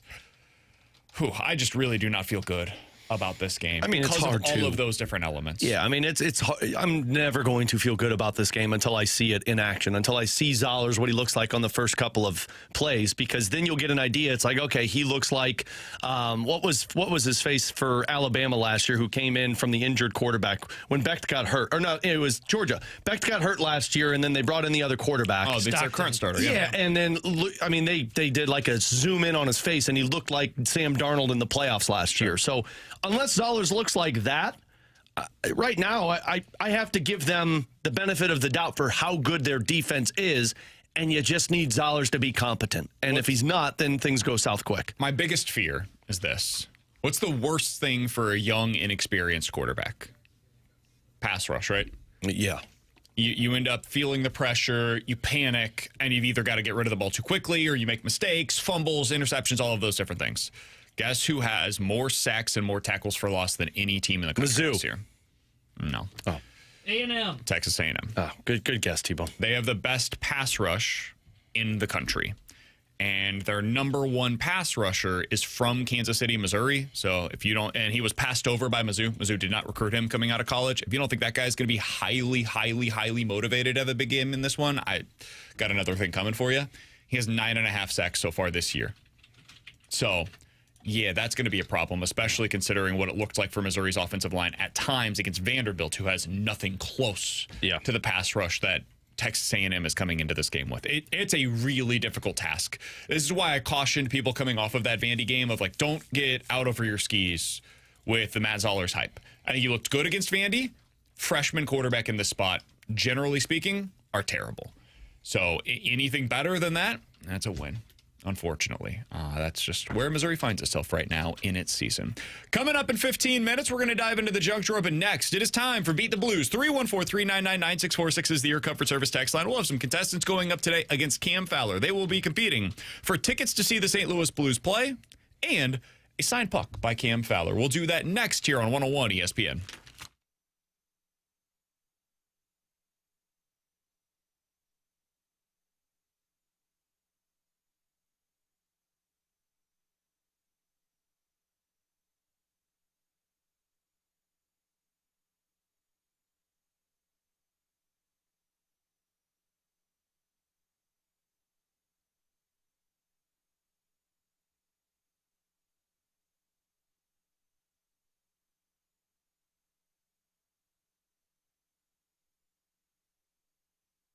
Alex Ferrario with you to talk about my friends out at Ted Drew's. We can all use a pick-me-up right now. Go out there and get some famous frozen custard. Just make yourself smile today. And that St. Louis tradition has been making people smile since 1929. It's off of Chippewa. It's open daily. 4 generations of family-run business that was built on quality service and a love for St. Louis. And the tradition is what I think is the coolest part about it, because it's been there for so long. And you see so many people that are out at Ted Drew's just reliving memories or starting new ones with families and friends. I get to do it with my girls mostly on Fridays when I'm not doing a hockey game or my wife's not working. All of us get over to Ted Drew's and we just get to enjoy the time together. So it's perfect anytime, fall evening, a hot summer day. While you're out there, first of all, mix and match flavors, have some fun with it, get creative, but also, pro tip, buy it in quart, take it home, freeze it, have it for the holidays. But also walk across the parking lot and check out the gift shop, the History Museum, where you can see Ted Drew's memorabilia, Route 66 memorabilia. You can also buy Ted Drew's apparel and Ted Drew's gift cards, perfect for that holiday season, those last-minute gifts that you need to buy. So check them out just off of Chippewa, 96 years, 4 generations of family serving St. Louisans that famous frozen custard. Ted Drew's, unmatched quality, unforgettable taste.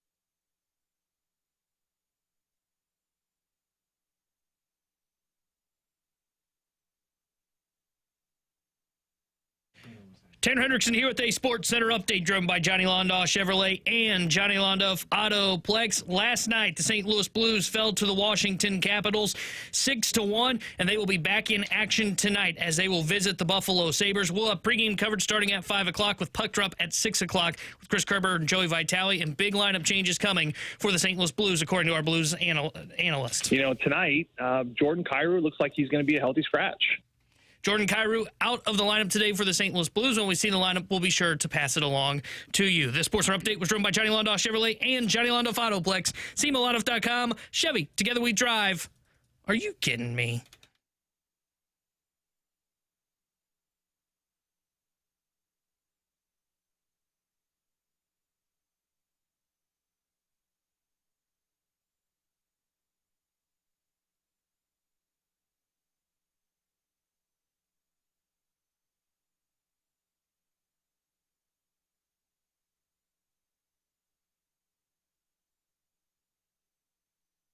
Alongside Alex and T-Bone, I'm BK. We play this game each and every week. It is called I Can Beat the Blues. You will go up against a member of the St. Louis Blues. We'll give you a specific category. You name as many different things within that category as you can within 15 seconds. Today we have got 3 lucky contestants. They will be going up against Cam Fowler. The winner will go home with a signed hockey puck by Cam Fowler and tickets to see the Blues versus the Flyers coming up a week from tomorrow. Alex, you understand the rules? I think so, but you might have to explain it to me one more time. Is this We'll swipe see left if or right? Max, Ed, and Clay understand the rules of the game as well. Didn't we have a Clay as part of our Take Purge today as well?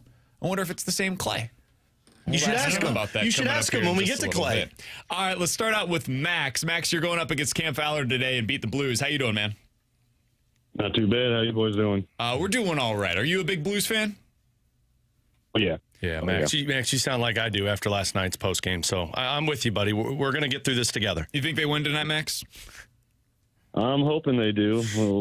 A lineup change there, but hey, you know, we can still go for Gavin McKinnon. Road. Yeah, the last time the good news though is the last time I did this, like lose for the #1 overall pick, it was lose for Jack Hughes, and the Blues won the Cup that year. So that's not true. You did it for Bedard too. Yeah. Suck hard for Bedard. Yeah, they were close to that one. So there's that for you as well. All right, Max, do you understand the rules of the game, man? Yes, I do. All right, Max, you are going up against Cam Fowler. Your category today is Halloween decorations. Name as many different things that you could use as Halloween decorations as you can in 15 seconds. On your mark, get set, go. Pumpkins, gourd, lights, pens, chains, wheelbarrow, ghosts, monsters, bats, web spiders. Okay, so we cut out there, but I had 10. I had 10 as well. No, I had 9, but okay. Okay, I think we're at 10. Yeah, the one that he cut out, I kind of heard the back end of it, but I think the one that I questioned was, I think he said wheelbarrow, but I think there was something in the wheelbarrow. Yeah, well, we've got, we're all on the same page, 10? I had 10. Yeah, well, 10? no, he's not. All He's got 9, but yeah, we'll give you 10. Max, we've got you down for 10. Let's see if Cam Fowler decorates for Halloween. Pumpkins, scarecrow, witch, skeleton, ghosts, candy corn,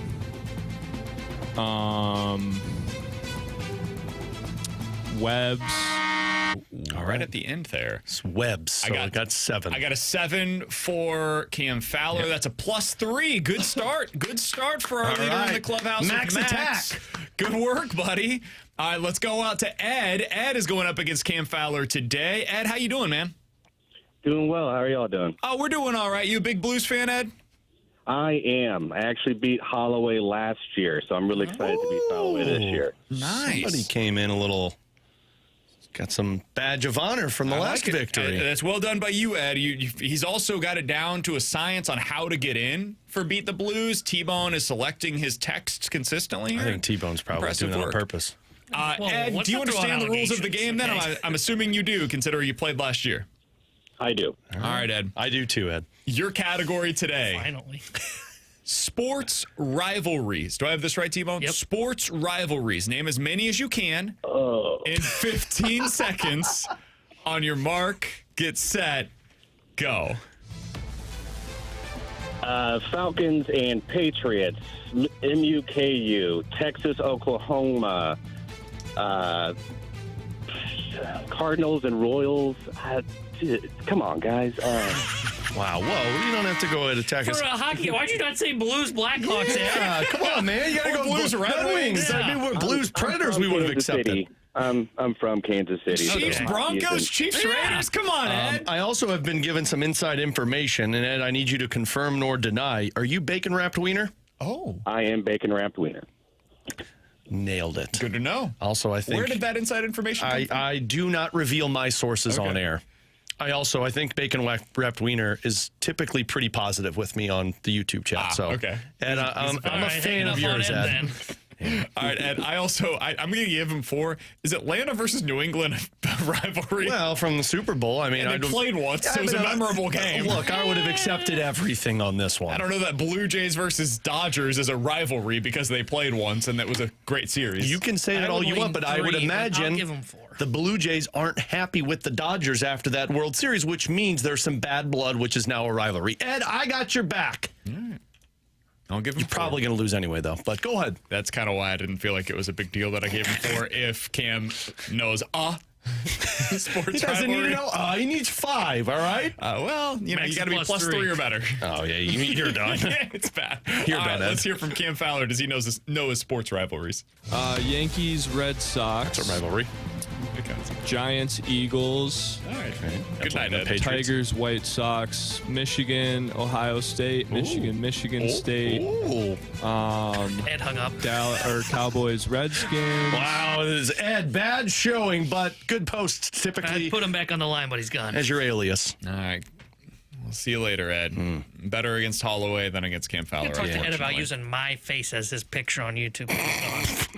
Forgot about that. That's awesome. All right, let's go out to Clay. Clay, were you the one that called in earlier today for the Take Purge?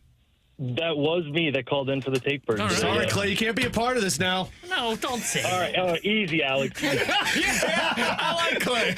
All right, Clay, do you understand the rules of the game, man?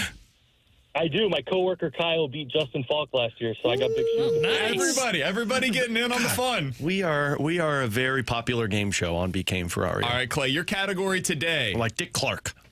Sports teams with animals as part of their name. Sports teams with an animal name. Name as many as you can in 15 seconds. On your mark, get set, go. Cardinals, Blue Jays, Orioles, Tigers, Panthers, Pelicans. Such a good start. Pelicans, Panthers, Red Wings. That's kind of an animal. No, it's not. No, it's not. Bears, Tigers. Oh no! Lions. He said Tigers. I got him. He said Tigers. I got him at 6. I said Tigers. Yeah. Did you just try and tell us that Panthers twice? Did you just try and tell us that Red Wings were an animal? I mean, it could be. No, probably not. It's a winged wheel, man. I respect the effort. Yeah, though. I do too. You tried to slide it under us like Bennington took that puck and put it in his pants. But we caught you. Yep, yeah, exactly. Clay, it was a good effort by you. Whoa. You need Cam Fowler to know 2 or fewer. I thought he had. Didn't he have 7? 6. Oh, he had 6? Oh, yeah. Sorry, Clay. We'll see if Cam Fowler knows his sports teams. He knew with his an animal rivalries. as part of their name. Lions, Tigers, Bears. Oh, my. Eagles, Bobcats, Hornets. Oh, my gosh. I didn't hear him say Red Wings. That was a 6 for Cam Fowler, which is an even score for Clay, which means Max. Way to go, Congratulations! Anime Maximilian. Yeah. All right, Max, you are going home with a Cam Fowler signed hockey puck and tickets to see the Blues versus the Flyers. That game's coming up next week, so you'll get to see them in person. Hopefully everything's fixed by then. They're back on track, starting a winning streak. How's that sound, Max? That sounds good. I'm just happy to go to a game. I appreciate you guys. You better believe it, man. We'll get stay on the line, Max. We'll have T-Bone get all of your information. We'll get that on the other side. If you didn't have a chance to beat the Blues today, you will have a chance to do so next week here on BK and Ferrario. We do this throughout the Blues season. You'll get a category. Name as many different things as you can. It's a lot of fun, especially when the Blues are losing. Gives us an opportunity to get away from some of the negative talk for just a little bit. I think Max is going to be the good luck charm for the Blues. I think so, too. I think when Max walks into that building, they're going to put together a winning streak. Because they'll win tonight, they'll win Saturday, and Max will be there on Tuesday, and then, boom, 3-game win streak right there. Someone on the text line said, did you notice that Cam Fowler didn't say the Ducks? I think he's little. Wow, yeah, I was going to say. Sports teams that are an animal name? Yeah, he had played for them for a while. Yeah, I think he had a rough time there in the last couple of years, so I think you're probably trying to forget about that. Move on. At least he didn't say Blues and just try and create an animal out of the logo. That is true. Coming up in about 10 minutes, we'll get back to our take purge. Oh, good. The mic drop features on the 101 ESPN app. How you feeling about the Blues right now? It can't be held against you. Alex won't even do it. He promises. Yeah, I plead the fifth. We'll get into that coming up here in about 10 minutes. The Junk Drawer is next here on 101 ESPN.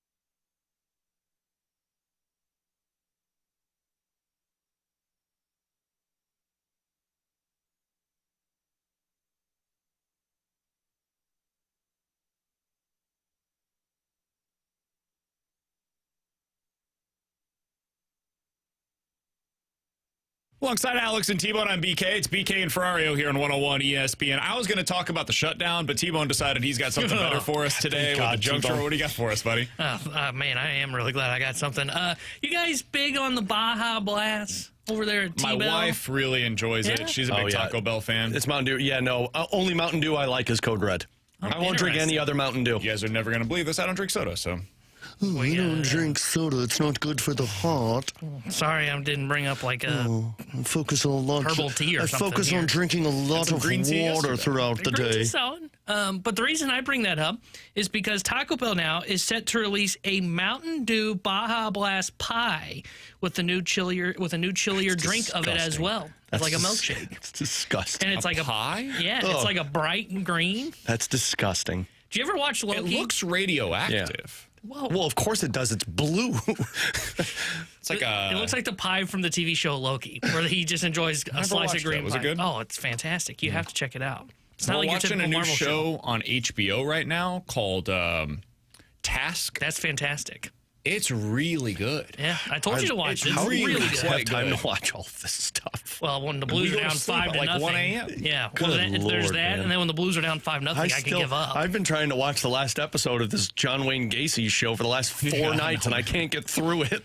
Yesterday, you just gotta start going on the 4-hour sleep plan. Watched the Blues game, then wrote a column, then prepped our show, then watched an episode of Task, and then went to bed. Let's see, I watched the Blues game, got ready for my big SLIAC semifinal soccer games I'll be calling today. Shout out. And then, and then I watched The Diplomat. That's the show I'm watching right now. That's a good one. I watched... Task is better. I watched the Blues game and then talked about the Blues game, and then I went home and ate dinner. Yeah, and then? And then I crashed. At what time was that? 11... Oh, yeah, see, 11:15 probably. By the way, if you'd like to read my latest column, arrowheadpride.com. No, sorry, we don't do where that. you can go to read my Chiefs columns. Oh, sorry, we don't plug our other ventures. If you want to watch me doing play-by-play tonight, inability. collegecast.com. If you want to watch me talk about a Blues win, YouTube channel 101 ESPN STL. I don't know if See, I'm a company man. I don't know if that's tonight though.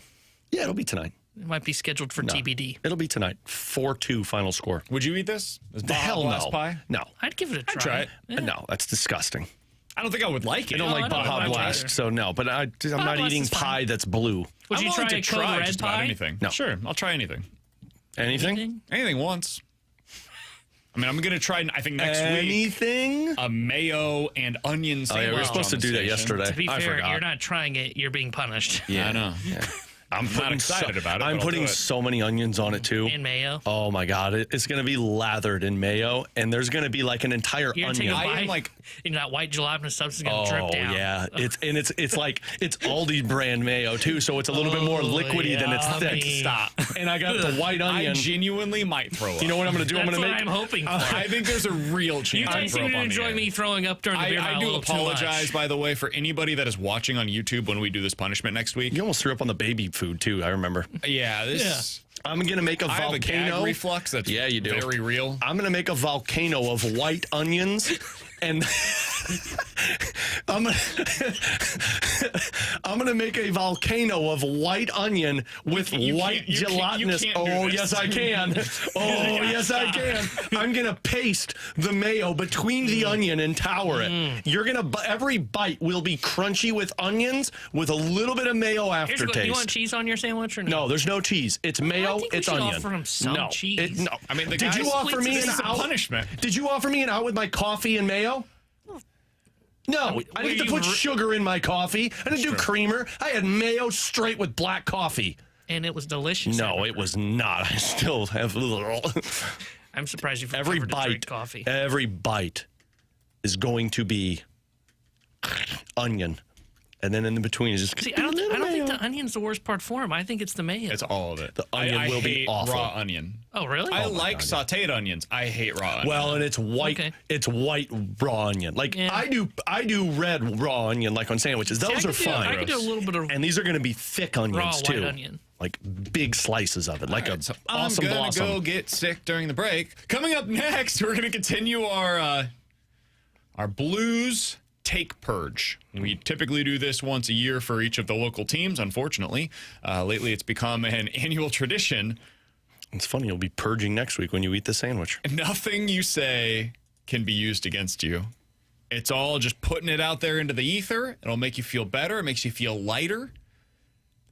And we will not react in any kind of a negative way to whatever it is that you have to say. If you want to get your takes out there for the St. Louis Blues and what's happening with them right now, the Scott Lee Heating Mic Drop feature is the place to do so. It's over on the 101 ESPN app. We'll hear from him next year on 101 ESPN.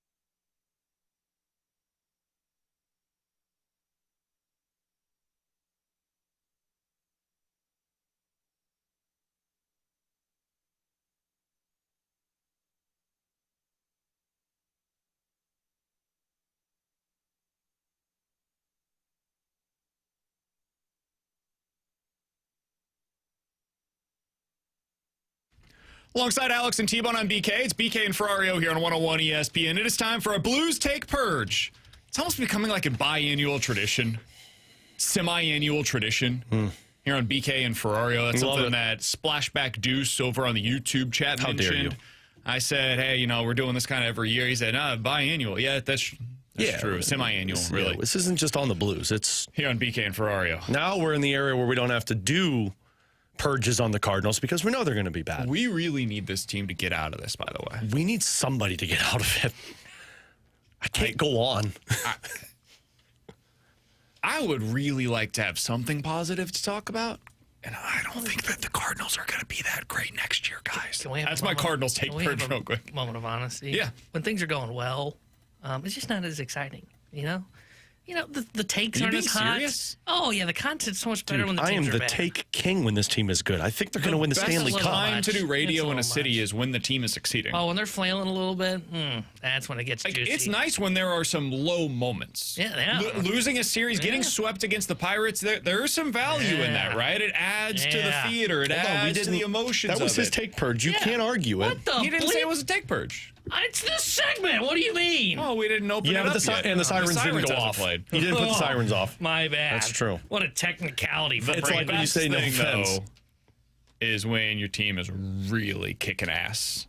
That's when it's really fun because everybody's getting on board. Oh, yeah, the last 2 months of the season last year. best. Oh man, It what a feels time to big be every alive. night. I mean, Yeah. going out to the games with Alex, being a part of the pre-post and intermission stuff, there's nothing better.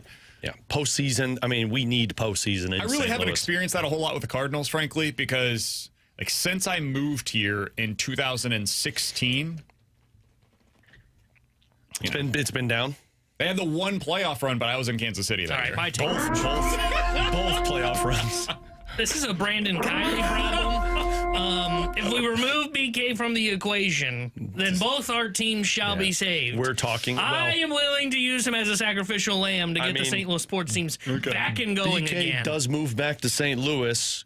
Gets COVID, shut downs the league when the Blues were Shut the down the best team in the airplanes for a National while. Hockey League. Yeah, and the year before, Blues were the worst team when I left for Kansas City, and then they go on to win the Cup. Yeah. So Cardinals, felt like they were still in a good spot, and then all of a I sudden, moved to St. Louis in 2016, moved to Kansas City for the 2019 calendar year, moved back here in February of 2020, and then in March, the whole world shut down. Will somebody help Brandon?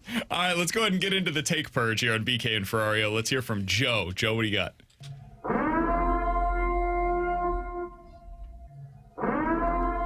My Blues take that probably is pretty unpopular is, what if Jim Montgomery might not be as good of a coach as we all think he is?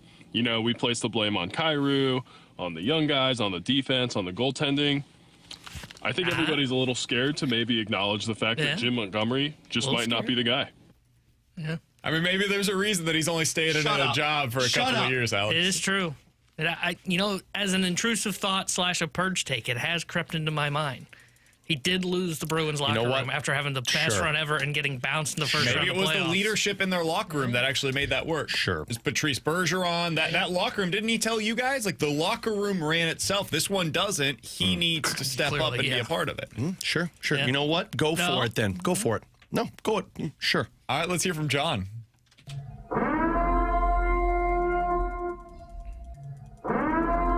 I think everybody got caught up in the 12-game winning streak last year and then taking the Jets to the brink in the first round.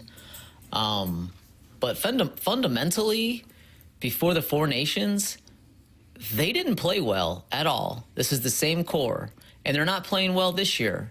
It's not like they're even close at winning some of these games. I mean, they are just flat out being beat in every aspect of the game right now. That's kind of what I was getting to. That's what I said yesterday. The core of this team has been bad for most of the last 3+ seasons. Why you look confused? What does that look for? Do you need to go take a number 2? It did kind of look that way. That's the face Luka makes. He goes to the corner. That's the face he made last week when you were doing better. Forget it. That's the. He's like, oh, I'm so glad we wrapped. I gotta go. It's a different face that I make. Oh. You go back and watch last week's when he kept talking college football and I had to go to the bathroom. That's the face I make. No, This is a really hard segment for me because, like, what are you about to push back against? They were the 8th best team from Christmas until the end of the season last year. Yeah, but most of that is because of the post-Four Nations. Sure, but they were still...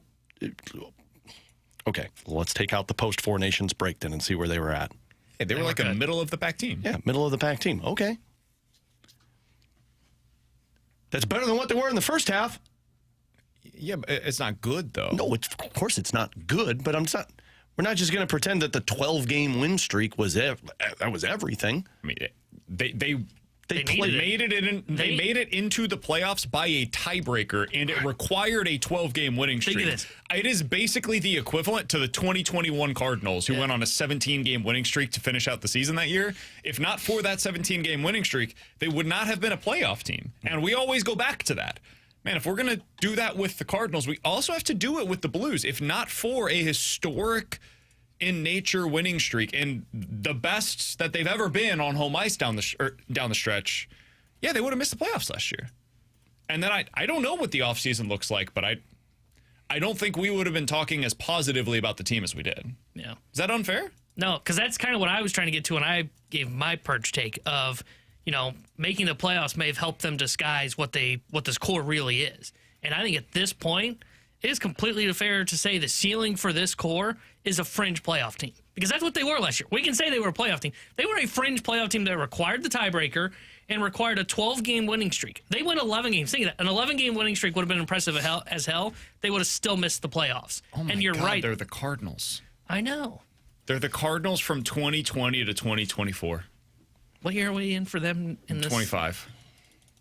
What? I know the... Wait, what version of the Cardinals are they this year? That's what I was asking. This is probably... 23? 23, yeah. Coming off of that 2022 season where you had Albert in the second half of the year, you had an MVP performance by Goldie. Albert was the best player in baseball in that second half of the season. We actually believed in that team, and then they ended up losing, of course, in the playoffs against the Phillies. But we really thought that team was good. And then the next year they come back and they win 71 games. So Foxa was like our pool holes? No. Oh, that was sad. No. Foxa is Jose Quintana. Oh. Yeah. Mm-hmm. Who's our pool holes then from last year for this team? Didn't we have an old guy that took off? I guess Suter, technically, maybe. Would be your equivalent. Could I call it Fowler? Alex is making that face again. Alex is so done with the take curve. All right, and we still got two more. Let's hear from Lee.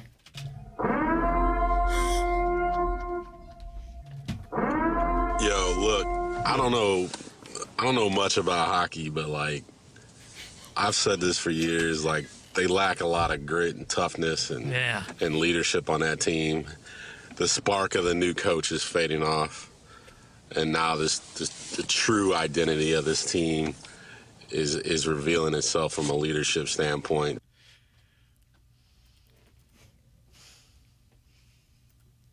Want to comment on Lee's? You guys know that scene? I texted you this last of the group chat. You know that scene in The Office where Michael gets roasted and he cries, and then the next day he skips work and he's in a turtleneck and he's at the park on a swing and he's just throwing bread to pigeons. And he's like, I like to think that the man in the moon is looking down on me, wondering if I'm okay. And he's like, I'm fine. I'm not. It's kind of how I feel today. Alex is hurting in a way that I don't remember the last time I saw you like this. It's rough out there, dog. He's kind of like this when he got to the point where I think the trade deadline where they moved O'Reilly Tarasenko. I think I was ready to admit it at that point. That team was bad. You knew that was at the end. Yeah, all those guys. This one, the different. I think the Petro one, I was pretty out of it. The Petro moment, that one sucked. Is that probably because you had previously announced that he was coming back? That one just sucked because I fell for it. This was more the day after. That one sucked because that one felt like it was the bad decision, and this team was like going for a rough spot. And they did. Right. And they did. We said that, but I think this might be worse. All right, let's go back to the mic drop feature. Let's hear from Scott.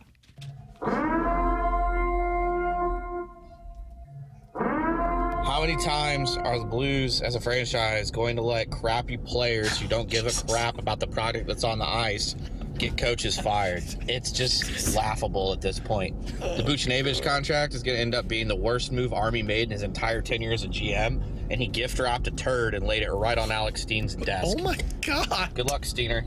Hey, it's protected under the purge. I agree on his Booch take, though. We are still home of the Blues, guys. We didn't say it, and it's take purge. Yeah. Anything goes. You're right, dog. You're We right. pay the Blues. Yeah, I'm paid by the Blues, so I can't say anything, right, guys? We need to have the disclaimer that scrolls across on YouTube. Alex is actually not paid by the Blues. He does not receive any kind of Bleep off paycheck. 636. A lot of nose breathing. Get the hell out of here. I don't need personal purges right now. He's just focused on the Blues.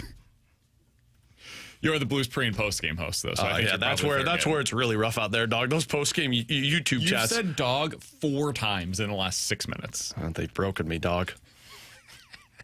They've broken me. You sound Not like, the Blues, you the sound listeners. like a 4-year-old that just learned a new word. Nah, man. Dog. You're right. You're wrong, dog. Alex is hurting today.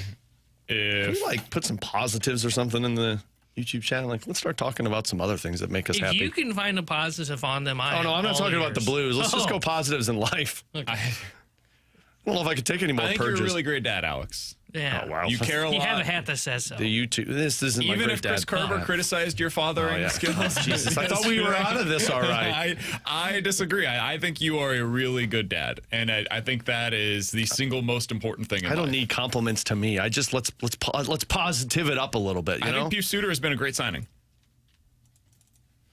I don't care. I don't care anymore. No, I don't think it's great that he leads the team in points. Yeah. And I don't think it's great that the only players on the team with a positive plus-minus on the season are Pius Suter and Matthew Kessel, who's only played in 5 games this year. I don't think that's ideal, but I do think Pius Suter has been a good signing by the Blues. It's really good that Kessel and Suter leading the way in those categories. To be Any fair, more purges, T-Bone? Tyler Tucker and Alexander yet. Texier are the only other 2 that are not a negative. Every other player on the roster not named Suter, Kessel, Tucker, or Texier are a negative on the season. 2 of those players have been healthy scratch more often than not, and 2 of them are Tyler Tucker and Pius Suter, who were not in the starting lineup for most of the year last year. You know what the sad part about all this is? You'd love to have a slump buster, but right now the Blues are the slump buster. That's correct. We got the Flames coming up, though, don't we? Who's playing in net for the Sabres tonight? Do we know? It's Ukko-Pekka Luukkonen, the best name in the National Hockey League. It's not Colton Ellis? No, God, no. Otherwise, I'd be saying Buffalo shutout. Can you imagine if they started Colton Ellis tonight? Oh, if I was Buffalo, I would. I would too. He's only started 1 game for them. Yeah. Alex but Lyon they're is also their number 1 But starter. they're also keeping them. They've said, we're not getting rid of him. He's going to stay up here. And then after the 30 games are up, then they'll put him through waivers. This is only Ukko's second game this year, or third game this year. Ukka. Ukka? Pronounce it's it. UKKO. It's Ukko-Pekka Luukkonen. Ukka? Okay. That's what I was trying to say. I failed. I apologize. Coming up next, today's a significant day for the Cardinals. They're the team that actually gets us up today. Ooh, boy, what a time to be alive. We'll talk about their free agency decisions, why today's important for that, coming up next here on 101 ESPN.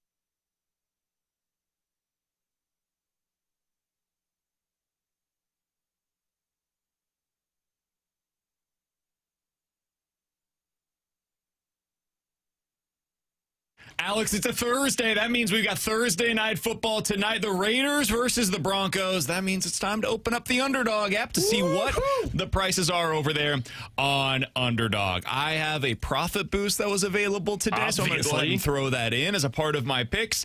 I like J.K. Dobbins higher on his rushing yards. I've got Brock Bowers. They traded one of their best receivers. I think the Raiders are going to go to Brock Bowers a ton higher than 6.5 receptions, and I've got Bo Picks, otherwise known as Bo Nix, higher than 19.5 rushing yards tonight. Put those three picks together, put them in for more than 6-1 odds on Underdog tonight. I would have added a Bo Picks interception, but that's just me. You go higher or lower, get your entries right, win up to 5,000 times your cash on the Underdog app. So download the app today, sign up with promo code BKO to score $100 in bonus entries when you play your first $5. That's promo code BKO. Underdog, make plays, win money. Must be 18 plus and present in Missouri. Terms apply. See assets.underdogfantasy.com/web/play and get terms _.dfs_.html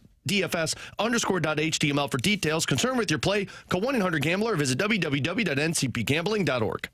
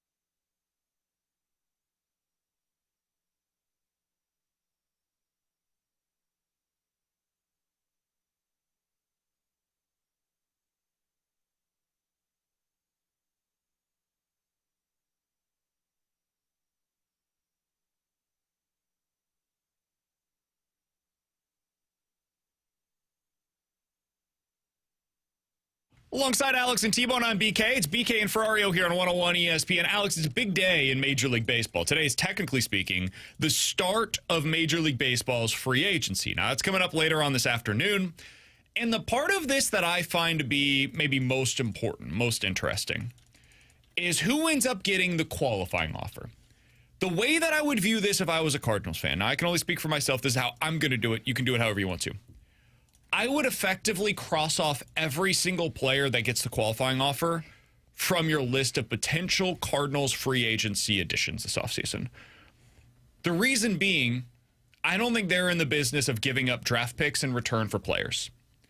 And if you sign a player that is attached to a qualifying offer, that is effectively what you're doing. You have to forfeit one of your picks in next year's draft for the right to sign that player. It's what they did with Wilson Contreras. I believe they did that with Sonny Gray, if I remember correctly, as well. They've done this over the years, and it's results in them losing draft picks. I don't think they're going to do that this offseason, Alex. It's like Kyle Tucker. He will absolutely get the qualifying offer. Cross him off. He's not coming here to St. Louis. Should they maybe be interested in? You could maybe make the argument for it, but they're not going to. So cross him off. Framber Valdez, cross him off.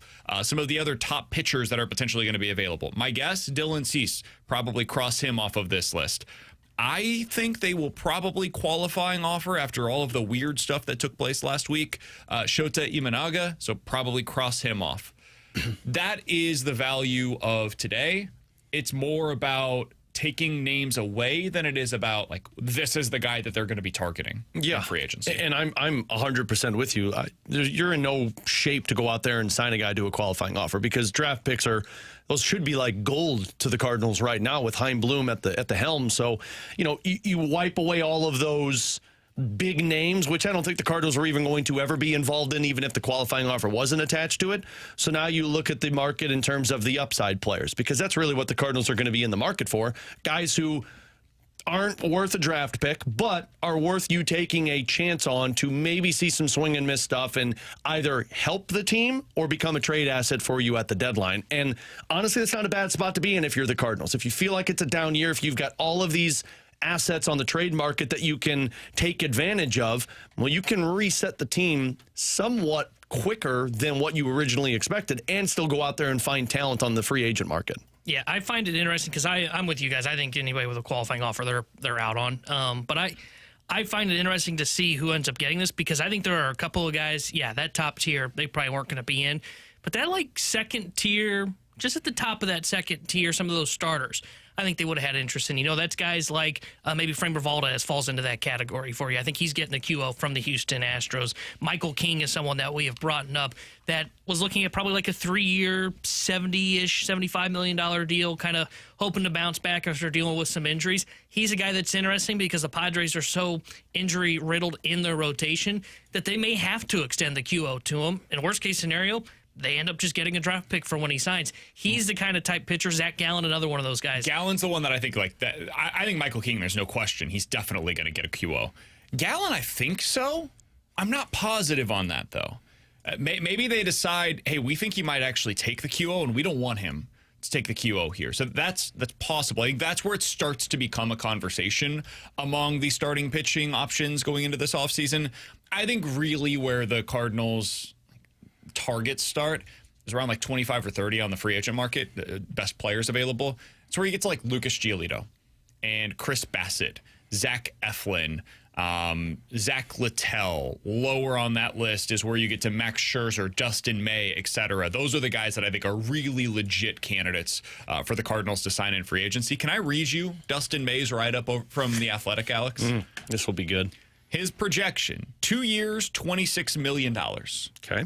I think that feels very Cardinals-y going into this offseason. He's got good stuff. He's 28 years old. However, in more than 6 years since Dustin May's Major League debut, he has made just 57 starts over 6 seasons. This season was the first in which he threw more than 56 innings. Jeez. Injuries, both typical and strange, have repeatedly kept May off the field. His free agent status seems to hinge more on what he could be rather than what he has actually done. From 2019 to 2023, May pitched to a 3.1 ERA. However, he only threw 190 innings. He dealt with elbow, foot, and back injuries. He had Tommy John surgery in 2021.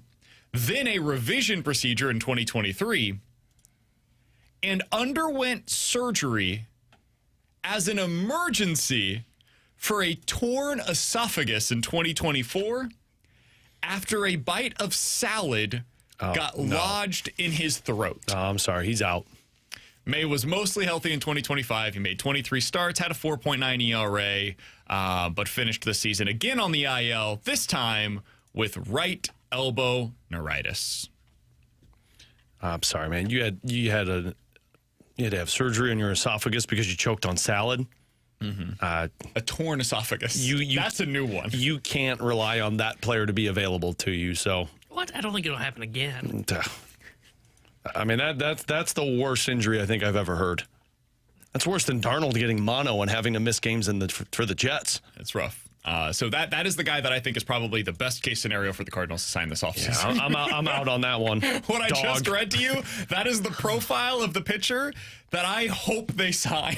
I hope that if they sign him, somebody asks Dustin May about that esophagus tear. I mean, I would like to talk to Dustin May about it. First question, how? What was that? That had to be terrifying, by the way. How big was that piece of lettuce? I don't know. I mean, I've seen some pretty big iceberg lettuce pieces that you've had to bite into before, but... Can you, genuinely, can you imagine? Well, you have to think that they were, choking. Yeah, I mean, he tore his esophagus. His throat tore. He had to get emergency surgery to fix it. And if you're Dustin May, you just got to be like, it's just not in the cards for me. You know? No pun intended. And yet... Somebody's going to give me 26. Yeah, the profile that I just read to you is worthy of a 2-year contract for $26 million in Major League Baseball. Why? Because the guy gets outs. When he's out there, he's still pretty talented. Still got good stuff. Still worthy of betting on. And I would personally bet on him. If I was in Chaim you guys Bloom's both shoes, like salads. He would be somebody that I would be willing to go out there and offer contracts to this offseason. I think that's the bucket that you're looking for the Cardinals to pull from this offseason. I'm not telling you got to be excited about it, but if you're not, I would just go ahead and turn off all of the news because that's where they're probably going to be shopping. So that's the buffet line? Mm-hmm. That's the buffet line? That's the salad bar? Come on, man. Isn't it a little too soon for that? I don't think so. It sounds like it. It happened a couple of years ago. Like a year ago. Oh, well, 6 months is my window to get past the too soon. That's the statute of limitations. Yeah, 6 months. Believe it or not, next.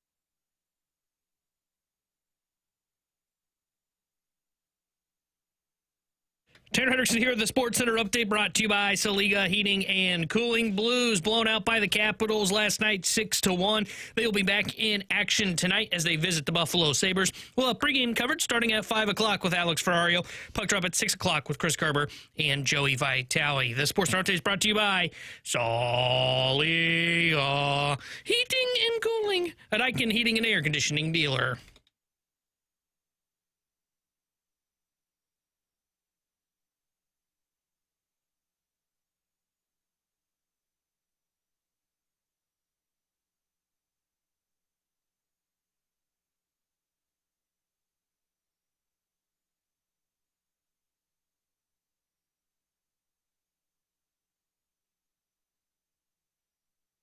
This will cheer you up, Ferrario. This will cheer me up. I need this. Believe it or not, I'm walking on air. I never thought I could feel so free. We're flying away on a wing and a prayer. Who could it be? Believe it or not, it's just me. 314-399-9646. That's the Air Comfort Service text line for Believe It or Not. I just want to share what I just shared with you guys from Twitter. Don't say The New this. York Post tweeted out, Mark Sanchez's Fox future in doubt after Drew Brees' hire. Somebody responded and said, yeah, that and the stabbing. Mostly the stabbing, to be honest. Allegedly. Allegedly. No, it's on video, so I think. But Allegedly. yeah, allegedly. He allegedly stabbed somebody. Yeah, allegedly. In Indianapolis, and now he's going through the court system for it. All right. But Drew Brees is the real reason why. Yeah, but Drew Brees also, by the way, was hired by NBC. that's a Hall of He's like Famer. or by Fox. He's their third broadcaster. According to Drew Brees, he's gotten better. His first tenure in the media Low was bar to clear, but agreed. He has, indeed, that wasn't really necessary. Been better. Yeah, seriously. Wasn't necessary. I didn't play the Purge Center. You couldn't just say what you wanted there. We've been past the Purge. You've already broken all me. agree. Turn on your filter. All right, guys, we were going to talk about this earlier today, but, we had the whole Purge and everything. Yeah, that was fun. Believe it or not, Lincoln Riley will be a coach at somewhere other than USC next year. He will not be the USC head coach this time next year. I mean, I got to believe it for how many places that are open. And if you're Lincoln Riley, USC, good program, but now I got to deal with Ohio State and Indiana, and Cignetti's not going anywhere. So you're kind of always the little brother. Believe this. A lot of SEC teams out there that would probably take him. And if you're him thinking to go to the SEC where I have maybe a better opportunity to bring kids in, I'll believe this one. Yeah, I'll believe it as well. He's been a name that I have found interesting since a bunch of these jobs have opened up, because I saw him ditch town in Oklahoma when he had a good program going to take this USC job, and you can just tell his seat is starting to get warm, because they thought he was going to turn them into a national title contender, and he hadn't even gotten to the playoff, and he's not going to get there again this year. Yes, he's got the #1 recruiting class as of now for 2026. I don't know how much that really means. I could totally see where he says, you know what? I've done the best I can. My seat's starting to get warm. I don't like it when my butt's warm. I like it when it's a cool seat. I'm going to go take a job where it's going to be where I get like 5 years to try and build something. I love a good butt warmer. That's kind of how I'm feeling. I wonder if he ends up at Florida. I don't think LSU is a job that would make sense for him. I think that's going from Oklahoma to USC to LSU. Feels like you're going from crazy to crazier to craziest. I don't know that that's the direction that I would be interested in going, but I could see something like Florida. Maybe if he wants to take a bit of a step back, Arkansas would be an interesting landing spot for somebody like him. But yeah, I think he tries to get out of USC. Alex, what do you got for us today? Guys, believe it or not, we will see the Blues make a trade before the end of December. Before the end of December? A trade. A trade. I'll say believe it. I think they end up adding something before the end of December. When is Olympics start? February, right? Yeah. Okay. But they have that holiday freeze right before Christmas. Yeah. That's typically where you see a lot of teams try and get stuff done. I will believe it, but I don't know that it's an addition. I think they might try and start selling off pieces and accelerate the market and get ahead of things. I think it might be a hockey trade. I think they might trade somebody off of their NHL roster and bring somebody in on another NHL roster. I don't know who. At this point, we're going to have the conversation about Kyrou again. I don't enjoy it. Kyrou and Buchnevich. Just when you thought it was over. Yeah, no, we thought we were past pull it. you right back in. Well, I mean, let's be Remember in frank. July when we said we never have to have this conversation again? Well, that's what I was We thinking also of. didn't assume there was going to be a healthy scratch for the player. And I mean, you have to take that into consideration. A player might get frustrated with that and say, I want out. Not going to say it vocally, but maybe internally it will say, I want out. T-Bone? Guys, believe it or not, and that's kind of where I was going with minus the scratches. Believe it or not, there will be another big name that is a healthy scratch by Jim Montgomery in the coming days. Believe it. If they play poorly tonight, it's going to be a message sent to another player. I don't know who it'll be. It'll be somebody. This is the only other thing he has the chance to do. You've juggled the lines. You've put guys on fourth lines. You've set them in the third period. You've healthy scratched individuals by putting others in the top role. This is all you have to do. This is all you have left. And if I'm Doug Armstrong, I have to be looking at this saying, okay, it's my turn. What else? I mean, my coach can't do anything else. We've even called up Dalibor Dvorsky, who we didn't want to do. Now, he fit like a glove, which is nice to see. But, I mean, guys, they're playing Alex Texier in the top 9 tonight. We were ready to put Texier on waivers a couple of games ago. So, yeah, if this doesn't go well, somebody else is going to be scratched. We didn't, but some people did. All right, 314-399-9646. That's the Air Comfort Service text line for Believe It or Not. The Purge broke me. I can't talk about tone. Guys, believe it or not, we will see the following conference championship games. Bills versus Chiefs, Rams versus Eagles. Believe it or not, those will be the 4 teams that are represented on championship weekend. Assuming that it plays out this way, I would say believe it. I don't know if there's anybody other than the Rams and Eagles. The Lions would be the one that I'd consider, but I'd have to give the Eagles the benefit of doubt. And even with the Colts moves, I still think the Chiefs and Bills are the 2 best teams. That's where it gets tough with the Chiefs and Bills. This is really about seeding as much as anything. Like, are they going to have to play each other prior to the championship weekend? Assuming that they're on opposite sides of the bracket. Yeah, that's where it gets really hard, because normally you have one as the 1 seed, the other as a 2 or a 3. And then they end up on opposite sides of the bracket, so the only time they can meet would be in the AFC championship game. This year, it appears the Chiefs are going to be somewhere from like 4 to 7 in the bracket, and there's a pretty decent shot as well that the Bills are not the number 1 seed, so they very well could be on the same side, which would make this difficult. So for that reason, that being my out, I'm gonna say not believe it, because it could also be one of them ends up losing prior to the championship weekend. So I'll say not believe it. That's kind of where I am. I'm not going to believe it, and it's more on AFC side, because I do think the Rams are going to end up winning the division and then probably be the 2, so they will avoid Philadelphia, who I assume will be the 1. It's like Chiefs and Bills, like it's too many scenarios where they could be on the same side of the bracket, so I'm not going to believe it. I would say this. I think one of those 4 teams will win the Super Bowl this year. So even if they don't all play on championship weekend, I think your champion is going to come from that group of 4 teams. I agree with that one, too. 314-399-9646. That's the Air Comfort Service text line to get involved in the show. Coming up next, we're going to get into the BK and Ferrario Rewind. We're going to put a bow on this thing for today. The Purge one more time, are we? And we'll give you our final thoughts on what we saw last night, what we're anticipating for tonight, and what we make of the big news that Jordan Kyrou is expected to be a healthy scratch for the Blues tonight. We'll do that all next year on 101 ESPN.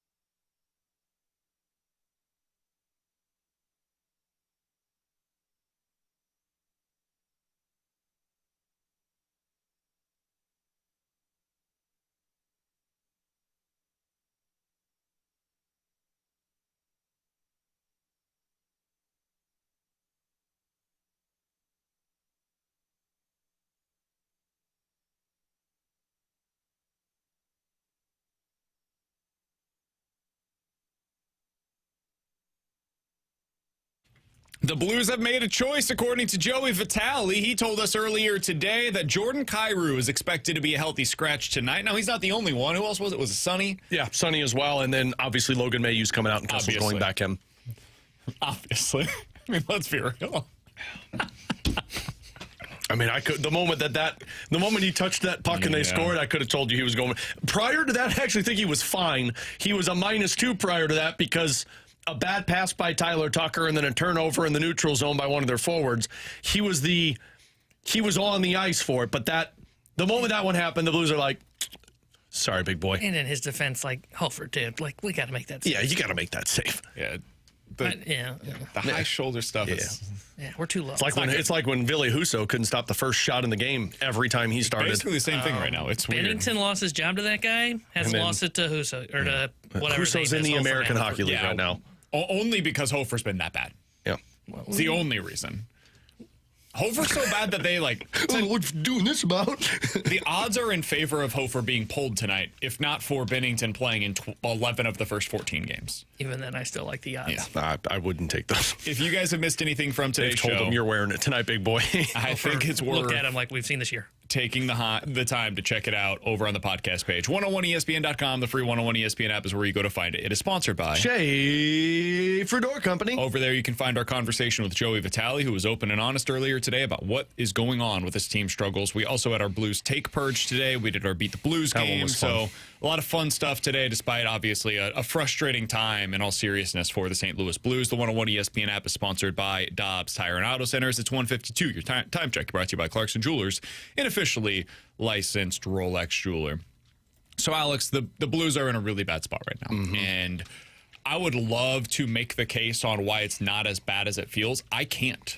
I have no ability to do so. It is every bit as bad, in my opinion, as it feels right now. How are you watching all of this, internalizing it? What's going through your head right now as you've been watching this team? I mean, I was able to make the case, and I did make the case on the Last Minute Blues podcast after that Oilers game. Because to me, they kept telling us they were playing better, and the results just weren't showing up. And they're right. I thought they performed better against Vancouver, better against Columbus, and then they were awesome against Edmonton. Now they've lost that benefit of the doubt because you can't play as well as you did against Edmonton and then show up against the Washington Capitals and play that poorly. The moment that Jim Montgomery said the moment the puck dropped, they weren't ready to go. So how am I watching it? I'm watching it for somebody to have the attitude that he's talking about. I mean, Jim Montgomery today went full Dan Campbell mode and said, what we need is we need fire in the belly of players. We need competitors. We need somebody to go in the corner and say, I'm coming out of this corner with the puck, whether I have to take you with me or not. They don't have any of that with the exception of Braden Shen on this roster right now. They've got to get more nasty in the offensive zone, and they definitely have to be nastier in the defensive zone. So what am I watching for? I'm watching to see who provides the life, who provides the spark. The coach is telling you what he needs from his players, and they're not doing it. Do they finally listen to him, or does this just continue to where it's in one ear, out the other? Blues back in action tonight. It is on the road at Buffalo. It's a 6 o'clock puck drop, so it is a little earlier. So if there's any benefit to all of this, Alex, at least these games are going to end earlier. You guys think I'm broken now. If they're playing like this in the 9:30 window in January, there will be personal days taken by Ferrario. If they did lose tonight, are you going to go back to Creed, or would you do something else just to change it up? I don't know what other song. It might be. You can't project. It depends on how you feel. It's weird. I got in the car and I'm like, because typically I'll drive home and I'll listen to 6 feet from the edge. I think what it might be Daniel Powder's Bad Day. Oh boy, have you had a bad day? That's when you know it's going. It's either that one or I might just go Sarah McLachlan style. Are you gonna play Boys to Men? Oh no, I can't do End of the Road yet. I need time. Or I'll play I'll Make Love to You. That'll be a good one to listen to on the way home. What? That's a great Boys to Men song. Blues loss? Yeah, that's a great. It's just a weird choice. No, but it's just a good blues song. I don't actually want to explore that any further than what we have right now. Hey, please support the countdown to Thanksgiving. I'll make love to you. Great song. Please support the Countdown to Thanksgiving campaign to benefit Operation Food Search. I don't know how else to transition here. That was a terrible transition. Hosted by Lee's Famous Chicken Recipe Chicken, Hot Shots Sports Bar. Coca-Cola and my 101 ESPN drop off a non-perishable food donation at any area Lee's or Hot Shots location now through November 21st. Every donation will earn a free Coca-Cola beverage. All food collected will go to Operation Food Search to help local families in need, and we've seen that right now that is a very important thing in our local area, especially for these food banks. Each donor will also get entered to win a prize package that includes gift cards to Lee's, Hot Shots, and hockey tickets. Get all the details to Countdown to Thanksgiving to benefit Operation Food Search right now at 101ESPN.com. Couple of people on the YouTube chat. First of all, Bill Marsh said, not Bill Marsh, Jeremy said Evanescence. Wake me up! That's a good one. That's a good one to listen to. And then Cat Dad Gamer was like, Alex wasn't even willing to wait on the postgame last night for Jim Montgomery's. He's like, I want to be done and I want to go home. You getting that audio pretty quick now? No, I'm not. I did a 35-minute postgame last night, which honestly was probably 30 minutes too long for that result. I tried, man. I tried. Or 35 minutes too short. I guess it depends which perspective you have. It's that East Coast, West Coast. Alex finished the show by saying, listen, we're not going to talk about this going into the 10 o'clock hour, so I think it's time for us to shut it down. I said nothing good happens after 10 o'clock when this Blues team's playing this way. And honestly, I'm not wrong there. No, he was right. I was just like, what a way to shut this thing down. All right, speaking of shutting it down, that's all for us today. He's Alex, that's T-Bone, I'm BK. We will break down whatever we see tonight between the Blues and the Sabres. We'll be doing so live from the Centene Community Ice Center, where I have my fingers crossed we will not get any kind of an Army interview, but hey, if there is Players an Army will be there, maybe we'll get availability, we'll certainly be there to cover that for you here on 101 ESPN. Enjoy the game tonight. Alex has coverage starting at 5 o'clock right here on 101 ESPN. Why you look confused? What does that look for? Do you need to go take a number 2?